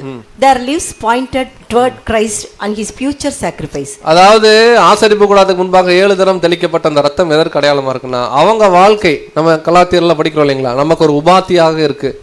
அதாவது நம்மை அல்லது மற்ற ஜனங்களை, இன்னும் சொல்ல போனா ஒட்டுமொத்த உலகத்தையும் கிறிஸ்துவுக்கும் சபையுடைய பாத்துக்கும் வழிநடத்திற்கு இது யூஸ்ஃபுல்லா இருக்கு. அடுத்து Ashes gathered in a clean place. Their experiences preserved for future use in cleansing others. So விசேஷமாக இங்கே பார்க்கணும், முற்பிதாக்களுடைய வாழ்க்கையிலேயே ஒரு கிளென்சிங் ப்ராசஸ்க்கு தேவன் பயன்படுத்துறதுன்னா அந்த சாம்பல் ஃபியூச்சர் யூஸ்க்காக. ஸோ இப்போ நம்ம பார்த்த இந்த பாடத்துடைய கம்ப்ளீஷனை பிரதர் என்ன பண்ணுறாருன்னா 2வது ரீஃபரன்ஸில் இன்னும் தெளிவாக இருக்கட்டும்னு சொல்லி என்ன பண்ணுறாருன்னா ஒரு 7 பாயிண்ட் எழுதுறாரு. இந்த 7 பாயிண்ட்டையும் நம்ம படிச்சுட்டு பாடத்தை என்ன பண்ணலாம்னா நம்ம கன்க்ளூட் பண்ணலாம். ஸோ பாயிண்ட் நம்பர் 1 அது மட்டும் வாசிங்க. பிரதான ஆசாரியரின் விசேஷித்த பலிகள். பாவ நிவாரண நாளில் பிரதான ஆசாரியனால் செலுத்தப்பட்ட காளை, அதாவது கிறிஸ்துவின் பலியை பிரதிபலிக்கிறது, மற்றும் ஆடு, அதாவது சபையின் பலியை பிரதிபலிக்கிறது ஆகியவை மட்டுமே இந்த சுவிசேஷ யுகத்தில் கிறிஸ்துவினால் செலுத்தப்பட்ட விசேஷித்த பலிகளை குறிக்கின்றன. இவை ஆசரிப்பு கூடாரத்தின் விசேஷித்த பலிகள் பற்றிய புத்தகத்தில் குறிப்பிடப்பட்டுள்ளன. ஃபர்ஸ்ட் பலி அப்படிங்கிறதுக்கு டெஃபினிஷன் கொடுத்துட்டார். பலி என்றாலே பாவ நிவாரண நாளில் ஒரு காளை, வெள்ளாட்டுக்கடா. காளையுடைய பலி யாருக்கு அடையாளம்னா கர்த்தராகிய இயேசு கிறிஸ்து. வெள்ளாட்டுக்கடாவுடைய பலி யாருக்கு அடையாளம் அப்படின்னு கேட்டிங்கன்னா சர்ச்சு. இதில் போக்காடாக விடப்பட்டது யாருன்னா இங்கே இல்லை, நம்ம சொல்கிறோம் திரள் கூட்டத்துடைய பலி. இதை நம்ம ஆல்ரெடி டிஸ்கஸ் பண்ணதான் நம்ம திரும்ப தெளிவாக்கியிருக்காங்க. ஸோ அடுத்து 2வது பாவத்திற்கான மற்ற பலிகள். நியாய பிரமாணத்தில் கொடுக்கப்பட்ட மற்ற பலிகள் பாவ நிவாரண நாளை தொடர்ந்து செலுத்தப்பட்டன. இவை 1000 வருட கால பகுதியில் மனித குலம் பாவ நிவாரண பலியின் நன்மைகளை ஏற்றுக்கொண்டு தங்கள் பாவங்களுக்கு மனம் திரும்புவதை குறிக்கின்றன. பாருங்க, பாவத்திற்கான மற்ற பலிகள். ஆக்சுவலாக பிரதர் எழுதுனதை நம்ம சுருக்கமாக தான் இங்கே கொடுத்துருக்குறோம். இந்த 4 லைன் மட்டும் எழுதலை, ஒரு பேராலி ஒரு 6 லைன் 7 லைன் எழுதியிருக்காரு. இப்போ 10ஆம் தேதி பாவ நிவாரண நாள்னு பார்த்துட்டோம். இதில் செலுத்தப்பட்ட பலி தான் காஸ்பல் ஏஜ். ஓகேங்களா? காஸ்பல் ஏஜில் பலி செலுத்துகிறோம், அது அங்கே வந்து பயன்பாட்டுக்கு வருது. இதுக்கப்புறம் நிறைய பலி செலுத்தப்படுது இல்லை, உதாரணத்தை ஃபீஸ்ட் ஆஃப் டேபர்னாக்கிள்ஸு, அதுக்கப்புறம் பின்னாடி பலிகள் வருது இல்லைங்களா. இதெல்லாம் எதற்கு அடையாளமாக இருக்குன்னா சுவிசேஷம் முடிஞ்சு 1000 ஆண்டு அரசாட்சியில் அங்கே ஜனங்கள் மனம் திரும்புவதற்காக அவங்க பலி செலுத்தலை, மனம் திரும்புவதற்கு. உதாரணத்துக்கு கூடார பண்டிகை எதற்கு அடையாளமாக இருக்குன்னா கிங்டம் அடையாளமாக இருக்குது. நம்ம சகரியா 14 படிக்கிறோம் இல்லைங்களா, அங்கே அவங்க வந்து கூடார பண்டிகை பண்ணுவாங்க, வருடம் என்ன பண்ணுவாங்க. விச் மீன்ஸ் என்னன்னா 7000 வருஷம் நம்ம அடிமையாக இருந்தோம் அப்படிங்கிறத உலக ஜனங்கள் திரும்ப நினைவு கூறுறதுக்காக 7 நாள் என்ன பண்ணுவாங்கன்னா கூடாரம் போட்டு ஒன்றா இருப்பாங்க. நம்ம ஸ்லாங்கில் சொல்லணும்னா ஒன்றா இருந்து ஒன்றா சமைச்சு சாப்பிட்டு டென்ட்டில் இருப்பாங்க 7 நாள். ஏன் 7 நாள்னா இந்த சுவிசேஷம் வரைக்குமே இந்த 7000 வருஷம் மனுக்குலம் இப்படி தான் இருந்துச்சுன்றத இந்த 7000 இயர்ஸில் ரிமைன் பண்ணுவாங்க. அதுக்கப்புறம் அவங்க என்ன பண்ணுவாங்கன்னா வருஷம் பண்ணுவாங்கன்ற. அடுத்து இந்த முற்பிதாக்களுடைய பலியை குறித்து பேசுகிறோம். முற்பிதாக்களின் பலிகள் சாமியேல், எலியா, எலிசா, ஆபிரகாம், தாவீது மற்றும் ஆபேல் போன்ற முற்பிதாக்களால் செலுத்தப்பட்ட பலிகள் நியாயப்பிரமாணத்தில் இடம் பெறாததால் அவை நிழல்கள் அல்ல. அவை பாவ நிவாரண நாள் பலிகளுடன் தொடர்புடையவை அல்ல. பாருங்க, லிட்ரலா நிறைய பலி செலுத்திருக்காங்கல்ல. அதாவது நம்ம பாவ நிவாரண நாள் பார்க்குறோம், அதுக்கப்புறம் ஃபீஸ்ட் ஆஃப் டேபர்னாக்கிள், அதை தொடர்ந்து இப்போ பாஸ் ஓவர், இந்த மாதிரி பலியெல்லாம் பார்த்துருக்கோம். சில இண்டிவிஜுவல்ஸ் பலி செலுத்திருக்காங்கல்ல. திடீர்னு நோவா என்ன பண்ணுவார், அங்கே கர்த்தருக்கு ஒரு பலிபீடம் கட்டி என்ன பண்ணுவார், இதுக்கு எதாவது நிழல் பொருள் இருக்கா, அவர் சொல்றாரு இதுக்கெல்லாம் நிழல் பொருள் என்ன பண்ணாதீங்க கேட்காதீங்க. அந்த மாதிரி சாமுவேல் பலி செலுத்தியிருக்காரு, எலியா அந்த பாகாலுடைய விஷயம் இருக்கு இல்லைங்களா, அது இந்த மாதிரி நிறைய இண்டிவிஜுவல்ஸ் பலி செலுத்தியிருக்காங்க. இது எதுவுமே நியாயப்பிரமாண கட்டளைகளின் கீழே வரல. நியாயப்பிரமாணம் தான் வரப்போற விஷயத்துக்கு நிழலா இருக்கு. பொருள் கிறிஸ்துவை பற்றினதுன்னு பார்க்குறோம். இது நியாயப்பிரமாணத்துக்குள்ளேயே லூப் ஆகாத பலி. இதுக்கு எந்த நிழல் பொருள் இல்லைன்றது என்ன பண்றாருன்னா, உதாரணத்துக்கு ஆபேல் பலி செலுத்தினார்ல, நம்ம லெசன் பார்க்குறோம், அங்கே ஆடுன்றது ஆண்டவராக இயேசு கிறிஸ்துக்கு அடையாளமாக இருக்கு, நம்மளும் பார்க்குறோம். ஆனால் அது நியாயப்பிரமாணத்தின்படி பழுதற்ற ஒரு வயதுள்ள அதுக்கெல்லாம் மீனிங் அங்கே கிடையாதுன்னு பார்க்குறோம். அடுத்து 4th பாயிண்ட், சிவப்பு கிடாரி பலி. சிவப்பு கிடாரி பலியானது பிரதான ஆசாரியனாலும் உடன் ஆசாரியனான எலெயாசாராலும் அல்லாமல் ஆசாரியர்கள் அல்லாத ஒருவரால் கொல்லப்பட்டது. எனவே இது பிரதான ஆசாரியனையோ அல்லது பாவ நிவாரணால் பலிகளையோ குறிப்பதில்லை. மாறாக இது எபிரேயர் 11ஆம் அதிகாரத்தில் குறிப்பிடப்படும் முற்பிதாக்களின் பாடுகளின் நிழலாக கருதப்படுகிறது. இவர்களின் துன்பங்கள் 1000 வருட காலப்பகுதியில் உலகத்தாரின் சுத்திகரிப்பு வேலைகளில் அவர்களுக்கு இருக்கும் பங்கை நியாயப்படுத்துகின்றன. இந்த 4th பாயிண்ட் தான் நம்ம ரொம்ப டீட்டெயிலாக பார்த்தோம் இந்த சப்ஜெக்ட்ல. ஆக்சுவலாக முற்பிதாக்களுடைய தியாக வாழ்க்கைங்கிறது பாவத்தை போக்காது, அது இயேசு கிறிஸ்துடைய ரேன்சம் தான். இவங்களுக்கு சுத்திகரிப்பு என்ன பண்ணுன்னா உண்டு பண்ணும். அவங்களுடைய துன்பமான அனுபவங்கள் நமக்கு ஒரு பாடமாக இருக்கும். நம்ம படித்தது தான் அங்கே டீட்டெயிலாக பிரதர் கொடுத்து, ஆக்சுவலாக அங்கே இருக்கிறதா நம்ம டீட்டெயிலாக என்ன பண்ணியிருக்கோம், படிச்சிருக்கோம். இப்போ அடுத்து பாயிண்ட் நம்பர், சிவப்பு கிடாரி பலியின் அர்த்தம். இதன் மரணம் தேவனுடைய பலிபீடத்தில் பாவ பலியை குறிக்கிறது. இதனுடன் எரிக்கப்படும் ஈசோப்பு சுத்திகரிப்பையும் பாருங்க, நம்ம பார்த்தோம் இல்லைங்களா, கேதுருக்கட்டை இதெல்லாம் சொல்ல, ஈசோப்பு சுத்திகரிப்பையும் கேதுருக்கட்டை நித்திய ஜீவனையும் சிவப்பு நூல் கிறிஸ்துவின் இரத்தத்தையும் குறிக்கின்றன. இது முற்பதாக்கள் அனுபவித்த அவமானங்கள் கிறிஸ்துவின் இரத்தத்தின் மூலம் நித்திய ஜீவனையும் சத்தியத்தின் சுத்திகரிப்பையும் பெற உதவியது என்பதை காட்டுகிறது. பாருங்க, இந்த 3 பொருள் போடுறாரு இல்லைங்களா, அவங்களுடைய இந்த சிவப்பான கிடாரி எரியும் போது 3 பொருள் போடுறாரு. இது கிளியர் அருமையாக கொடுக்குறாரு. இவங்க அனுபவிச்ச அவமானங்கள் கிறிஸ்துவின் இரத்தத்தின் மூலம், அதுதான் நூல், நித்திய ஜீவனை கேதுருக்கட்டை, சத்தியத்தின் சுத்திகரிப்பு ஈசோக்கை பெற என்ன பண்ணுதுன்னா உதவியா இருந்துச்சு. பார்ப்போம், கேதுருக்கட்டைனா நித்திய ஜீவன் தானா பிரதர் அப்படின்னா, ஆமா, அதுக்கு லெசனே இருக்கு தனியா, நம்ம பார்த்துருக்கோம். சிவப்பான நூல், சிவப்புனா என்ன, ஸ்கார்லெட் எங்கிருந்து எடுப்பாங்க, எப்படி உருவாகும், ஒரு புழு கொல்லப்படணும், டேபர்நாக்கில் டீட்டெயிலாக பார்த்துருக்கோம். 4 கலரில் ஸ்க்ரீன் போட்டாங்க, எங்கேருந்து ரெட் கலர் வந்துச்சு, இஸ்ரேல் ஜனங்கள் எங்கே எடுத்தாங்க, இது எல்லாத்துக்குமே அர்த்தம் இருக்குது. நம்ம ஒன்லைனில் படிக்கிறனால இது இப்படி தான் அப்படின்னு அர்த்தம் கிடையாது, இதோடைய பேக்ரவுண்ட் நிறையா இருக்குது. அதே போல் ஈசோப்பு சத்தியத்தின் மூலமாக, ஏன்னா தண்ணியில் அங்கே கலந்து தான் தெளிக்கிற விஷயம் நடக்கும், சுத்திகரிப்பை உண்டு பண்ணுதுன்னு பார்க்குறோம். இது ஒவ்வொன்றுக்கும் இண்டிவிஜுவலாக ஸ்கிரிப்சரலாகவே மீனிங் நம்ம என்ன பண்ணலாம்னா பார்க்கலாம். அடுத்து 6வது, பவுலின் பங்கு மற்றும் எலெயாசாரின் நிழல். ஸோ இங்கே தான் கிளியரா பிரதர் என்ன கிளியரா கோட் பண்றாருன்னா, எபிரேயர் பவுல் தான் என்ன பண்றாரு, எழுதுறாரு. இப்போ பவுலுடைய பங்கும் எலியேசருடைய நிழல், ஏன்னா எலியேசருடைய கண்களுக்கு முன்பாக கொல்லப்படுது. இப்போ பவுலை வச்சுட்டு எபிரேயர் பேசுறார், வாசிக்கும். அப்போஸ்தலன் பவுல் ராஜரிக ஆசாரியத்துவத்தின் உடன் ஆசாரியர்கள் ஒருவராக கருதப்படுகிறார். கரெக்ட் தானுங்க, எலியேசர் அங்க பிரீஸ்ட் இல்லைங்களா, இங்க பவுல் ராஜரீக ஆசாரியத்துல அவரும் ஒரு பங்கு இருக்கிறவர். எபிரேயர் 11ஆம் அதிகாரத்தில் அவர் தரும் சாட்சியின் மூலம் முற்பிதாக்களின் விசுவாசமும் பாடுகளும் நமக்கு ஏற்றவையாக இருப்பதையும் அவர்கள் கிறிஸ்துவின் இரத்தத்தால் சுத்திகரிக்கப்பட்டு நித்திய ஜீவனை அடைவார்கள் என்பதையும் உறுதிப்படுத்துகிறார். கிளியரா சொல்றார், அவர்கள் நம்ம எல்லாம பூரண ஆக மாட்டாங்க, பட் இவங்களுடைய பலிகள் அங்க இருக்குன்றத சொல்றார். அடுத்து இதை டீடைல் பண்றார், லாஸ்ட் பாயிண்ட்ல படிக்கலாம். பவுல் கிறிஸ்துவின் இரத்தத்தை மட்டும் குறிப்பிடுவது. எபிரேயர் 9ஆம் அதிகாரம் 13ஆம் வசனத்தில் பவுல் சுத்திகரிப்பை பற்றி பேசும்போது காளைகள் மற்றும் வெள்ளாட்டு கடாக்களின் இரத்தம், சிவப்பு கிடாரியின் சாம்பல் போன்ற நிழலான சுத்திகரிப்புகளை குறிப்பிடுகிறார். ஆனால் அவற்றின் நிஜத்தை பற்றி பேசும்போது கிறிஸ்துவின் இரத்தத்தை மட்டுமே குறிப்பிடுகிறார்.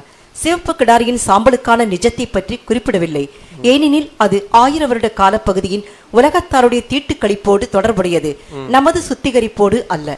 இந்த பாயிண்ட்ல என்ன சொல்றாருன்னா, எபிரேயர் 9:13 அடிக்கடி படிச்சிருப்போம் இல்லைங்களா, இளம் காளை வெள்ளாட்டுக்கடாவுடைய ரத்தத்தினாலே அல்ல, இயேசு கிறிஸ்து அவருடைய சொந்த ரத்தத்தை கொடுத்து என்ன பண்ணாரு, மீட்டாருங்கிற இடத்துல நிழல்ல என்ன பேசுறாருன்னா, இளங்காலை வெள்ளாட்டுக்கடா தீட்டுப்பட்டவர் மேல் தெளிக்கப்படும் கெடாரியின் சாம்பல் இதெல்லாம் பேசிட்டு கிறிஸ்துடைய ரத்தத்தை பத்தி மட்டும்தான் பேசுவார். அங்க சாம்பலுக்கு பொருள் பேசல.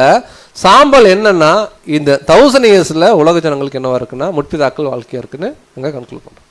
ஸோ இப்போ பார்த்த விஷயத்தை என்ன பண்ணலாம், ரீகால் பண்ணி முடிக்கலாம்.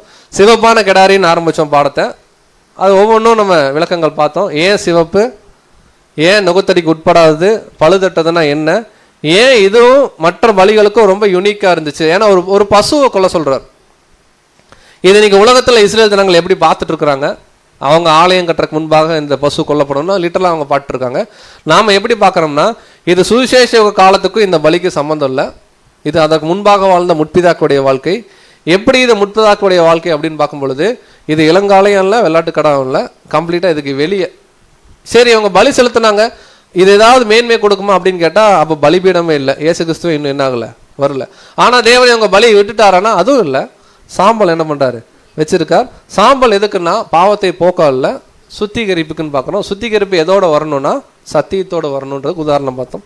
கேதர் கட்டைனா நித்திய ஜீவன், ஈசோப்புனா சத்தியத்துல சுத்திகரிக்கிறது, சிவப்பான நூலுங்கிறது கிறிஸ்துடைய ரத்தம்ன்றது ஒரு பாயிண்டா டீட்டெயிலாக நம்ம பார்த்தோம். கண்டிப்பா நமக்கு புரிஞ்சிருக்கும்ன்ற ஒரு விசுவாசத்தோடு கூட கன்க்ளூட் பண்ணலாம். ஏன்ஷியன் ஓத்திஸ்க்கும் நமக்கும் பெரிய வித்தியாசம் இதுதான் இல்லைங்களா? த ஏன்ஷியன் ஓத்திஸ் வாக்டு ஹலோ, நீங்கள் யோசிங்க, நம்ம எங்கேயாவது தேவனுடைய திட்டத்தில் நம்ம வேணால் தனிமையாக ஃபீல் பண்ணிக்கலாம் இல்லைங்களா? தனிமையாக ஃபீல் பண்ணுற காரணம் என்னன்னு யோசிச்சு பார்த்தா அதுக்கும் காரணம் நம்மளாக தான் இருப்போம். பட் இன் ஜென்ரல் நம்மளை தேவன் தனிமையாக விடுறாரு. என்ன சூழ்நிலை வந்தாலும் நமக்கு எக்லீஷியா இருக்குது இல்லைங்களா? அட்லீஸ்ட் நம்ம இருக்கிற பகுதியில் சத்தியத்தில் இருக்கிற ஏதாவது 1-2 சகோதரர்கள் இருப்பாங்க, அவங்களோட பேசலாம், ஃபோனில் பேசலாம். தனிமையாக தேவன் தான்ப்பா யாருமே இல்லைப்பா அப்படிங்கிற கண்டிஷன் இல்லை. ஆனால் முற்பிதாக்களுடைய வாழ்க்கை அப்படி தான் இருந்துச்சு. பாளையத்துக்கு புறம்பே அவமான பாத்திரங்களாக இருந்தாங்க. பெரிய வித்தியாசம் என்னென்னா, அவங்களுக்கு நமக்கும் இங்கே நமக்கு ஒரு அருமையான நம்ம இல்லை. ஏன்னா நம்ம ஃபோட்டோ பார்த்தா நம்ம தேடுவோன்றனால வெளியூர் ஃபோட்டோ கண்டுபிடிச்சி போட்டிருக்கேன். 2018 நடந்த ஜென்ரல் கன்வென்ஷன், கொலம்பஸ் பைபிள் ஸ்டூடெண்ட்ஸோடது. ஸோ நமக்கு எந்த பிரச்சனையும் இல்லை. பிரச்சனை இல்லைன்னா முற்பிதாக்களோட கான்ட்ராஸ்டாக இருக்கிறோம். அதை பிரதர் எப்படி கோட் பண்ணுறாருன்னா, இதே லெசனை வந்து நம்முடைய மூத்த சகோதரர் பாப் கிரே அப்படின்னு ஒரு பிரதர் ரொம்ப வருஷம் முன்னாடி 2005 அதை பேசியிருக்காரு. அவர் கொடுத்த கன்க்ளூடிங் பாயிண்ட்ல என்ன வந்து சொல்றாருன்னா, the ancient others walked alone, no spiritual convention or supported group. நமக்கு அடிக்கடி கன்வென்ஷன், பாருங்க இன்னைக்கு கூட ஃபுல் டே தான் இல்லைங்களா?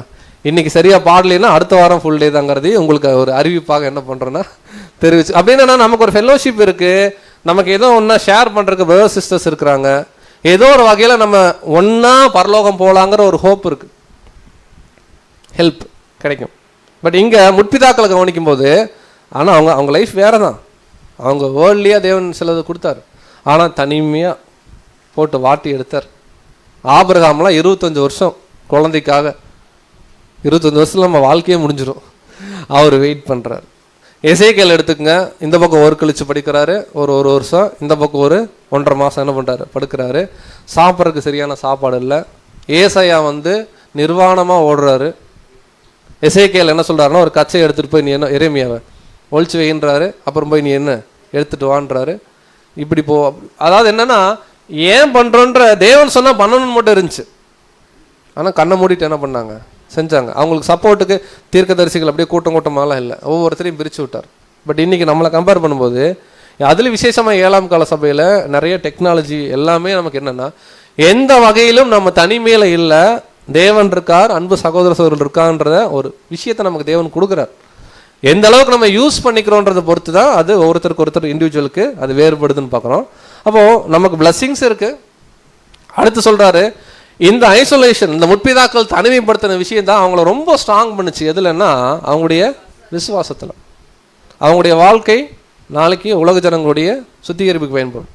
ஸோ இவங்க வாழ்க்கையை விட்டுடலாம், நாளைக்கு மகிமையில் போக போகிற சர்ச்சுடைய லைஃப்பை கொஞ்சம் இந்த லைஃபுக்காக தான் இப்போ நம்ம என்ன பண்ணுறோம், இந்த லைஃப் ஓடுற நம்ம முற்பிதாக்களை விட ஒருபடி மேலே கண்டிப்பாக நம்ம ஸ்டாண்டர்ட் இருக்கணுன்றது தேவன் என்ன பண்ணுறார் சொல்கிறார். படிக்கலாம். எபிரேயர் 11ஆம் அதிகாரம் 40ஆம் வசனம். எபிரேயர் 11ஆம் அதிகாரம் 40ஆம் வசனம். அவர்கள் நம்மை அல்லாமல் பூரணர் ஆகாதபடிக்கு விசேஷித்த நன்மையானதொன்றை தேவன் நமக்கென்று முன்னதாக நியமித்திருந்தார். அப்போ பாருங்க, அவர்கள் நம்மை அல்லாமல் பூரணர் ஆகாதபடிக்கு, இது ரிசரக்ஷன் ஆர்டரை பற்றி தான் பிளைனா பேசுது. பட் இன் லைஃப்ல எடுத்துக்கிட்டா கூட விசேஷமான ஒரு நன்மை, கிறிஸ்து இயேசுவுடைய ஈடுபலியின் புண்ணியம் நமக்கு சபைங்கிற ஒரு வாய்ப்பு. யோசிச்சு பாருங்க, நம்ம அடிக்கடி சொல்றதுதான், நாம ஆபிரகாமுக்கு இன்ஸ்ட்ரக்ஷன் கொடுத்து ஆபிரகாம் அந்த இன்ஸ்ட்ரக்ஷன் கேட்டு அப்படிங்களாங்க ஓகேங்க இதை நாங்கள் பண்றோங்க அப்படின்னு சொல்லிட்டு போய் அவர் பண்ணணும். அப்போ நம்ம லைஃப் அதனால தான் அடிக்கடி நம்மன்றதை விட சபைன்னு சொல்லிக்கிட்டோம்னா கொஞ்சம் கம்பேரிசன். பவுல் சொன்னா கேட்பாரா இல்லையா? ஆபிரகாம் கேட்பார். ஏன் அப்படின்னு கேட்டிங்கன்னா, யார் சொன்னாலும் கேட்பார். ஆபிரகாம் ஸ்டாண்டர்ட் இருக்கு. அப்போ சர்ச்சுக்குன்னு ஒரு ஸ்டாண்டர்ட் இருக்கு. கரெக்டாக இல்லைங்களா? அடிக்கடி நம்ம சொல்லுவோம், சர்ச்சுக்கு வரனால சர்ச்சாக என்ன பண்ண முடியாது, ஆக முடியாது. சர்ச்சாக நம்ம என்ன பண்ணணும், வாழணும். வாழணும்னா நம்முடைய வாழும் உரிமைகளை தியாகம் செய்யணும், தன்னைத்தான் வெறுக்கணும். இந்த சத்தியத்திற்காக நிறைய பாடுகள் வரும்போது சந்தோஷமாக என்ன பண்ணணும், சகிக்கணும். 1 நாள் 2 நாள் 1 வருஷம் 10 வருஷம் 20 வருஷம் கிடையாது.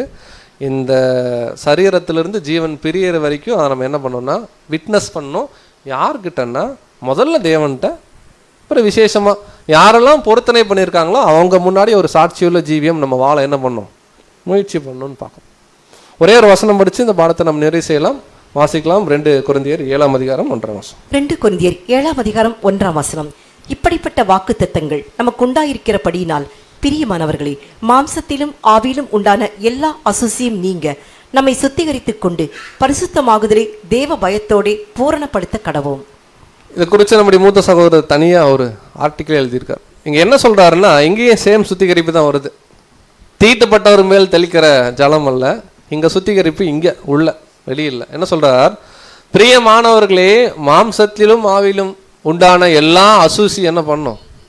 சில டைம் மாம்சத்தில் நிறைய மிஸ்டேக்ஸ் பண்ணுவோம், சில டைம் என்ன பண்ணுவோம், மைண்டில் நிறைய மிஸ்டேக்ஸ் பண்ணுவோம். எல்லாம் நீங்கள் நம்ம என்ன பண்ணுவோம். இப்போ நம்மை சுத்திகரிப்பது நம்ம கடமையா இல்லை இன்னொரு பிரதருடைய கடமையா? கரெக்டாக இல்லைங்களா? அப்போ நம்ம கிளியராக இது இந்த இடத்துல அண்டர்ஸ்டாண்ட் பண்ணிக்கலாம். இது இண்டிவிஜுவல் காலிங். கரெக்டாக இல்லைங்களா? நம்ம ஒருத்தருக்கு ஒருத்தர் சப்போர்ட் பண்ணலாமே தவிர ஒருத்தர் இன்னொருத்தரை பரலோகம் என்ன பண்ண முடியாது. ஏன்னா ஒருத்தர் இன்னொருத்தரை வெளிப்புறமாக தான் பார்க்க முடியும். அவங்க மனசில் என்ன தீமையான எண்ணங்கள் இருக்குது, அதை நம்ம எப்படி அழிக்கிறதுன்னு இன்னொருத்தர்னால பார்க்க முடியாது. ஏன்னா அவருக்கே 1000 பிரச்சனை இருக்கும் மனசில். அப்போது இது இண்டிவிஜுவல் காலிங், இண்டிவிஜுவல் சுத்திகரிப்பு வேணும். கிளியராக சொல்கிறார் பவுல், நம்மை சுத்திகரித்து கொண்டு தொடர்ந்து கிளன்சிங் ஆகிட்டே இருக்கணும். சுத்திகரித்து கொண்டு பரிசுத்தமாகுதலை தேவ பயத்தோடு என்ன பண்ணணும். ரெண்டுமே ரொம்ப அவசியம். பரிசுத்தமாகுதல் அப்படின்ற விஷயத்தை மட்டும் பண்ணாமல் தேவ பயத்தோடு தேவன் சொன்ன அந்த டிவைன் டிசிப்ளினோடு நம்ம லைஃபு இந்த ஹோலினஸை பாதுகாத்து கொள்ளணும். அது என்ன சொல்கிறாருன்னா பூரணப்படுத்த. இதான் மத்தேயு 5:48 நம்முடைய ஆண்டவர் சொல்கிறார், உங்கள் பிதா பூரண சர்க்குணராக இருக்கிறது போல் நீங்களும் என்ன பண்ணுங்க. அப்போ நாமும் பூரண சர்க்குணராக இருக்கணும்னா பார்த்த சிவப்பு கடாரிய வாழ்க்கையெல்லாம் தாண்டி எக்ஸ்ட்ரீமான ஒரு லைஃப் நமக்கு இருக்கணும், வாழணும். நம்ம வாழ்ந்துட்டு இருக்கோம்னு நம்ம விசுவாசிக்கிறோம். பட் பத்தாதுன்றதை தேவன் என்ன பண்ணுறாருன்னா சொல்கிறார், இன்னும் அநேக தியாகங்கள், பலியின் ஜீவியங்கள், மாம்சத்தை கட்டுப்படுத்துறது, நிறைய விஷயங்கள் நம்ம இன்னும் அதிகமாக செஞ்சு இங்கே பவுல் கோட் பண்ண மாதிரி இந்த பரிசுத்தமாகுதலை தேவ பயத்தோடு கூட பூரணப்படுத்த தேவன் தாமே நம்ம ஒருவரையும் ஆசீர்வதிப்பாராக. பொறுமையோடு கேட்டவங்க அனைவரையும் தேவன் தாமே ஆசீர்வதிப்பாராக. ஆமென். இது போன்ற அநேகம் ஆழமான சத்தியங்களை முழுமையாக பார்க்க நமது சத்திய கருவூலம் யூடியூப் சேனலை சப்ஸ்கிரைப் செய்து பயன்பெறுங்கள்.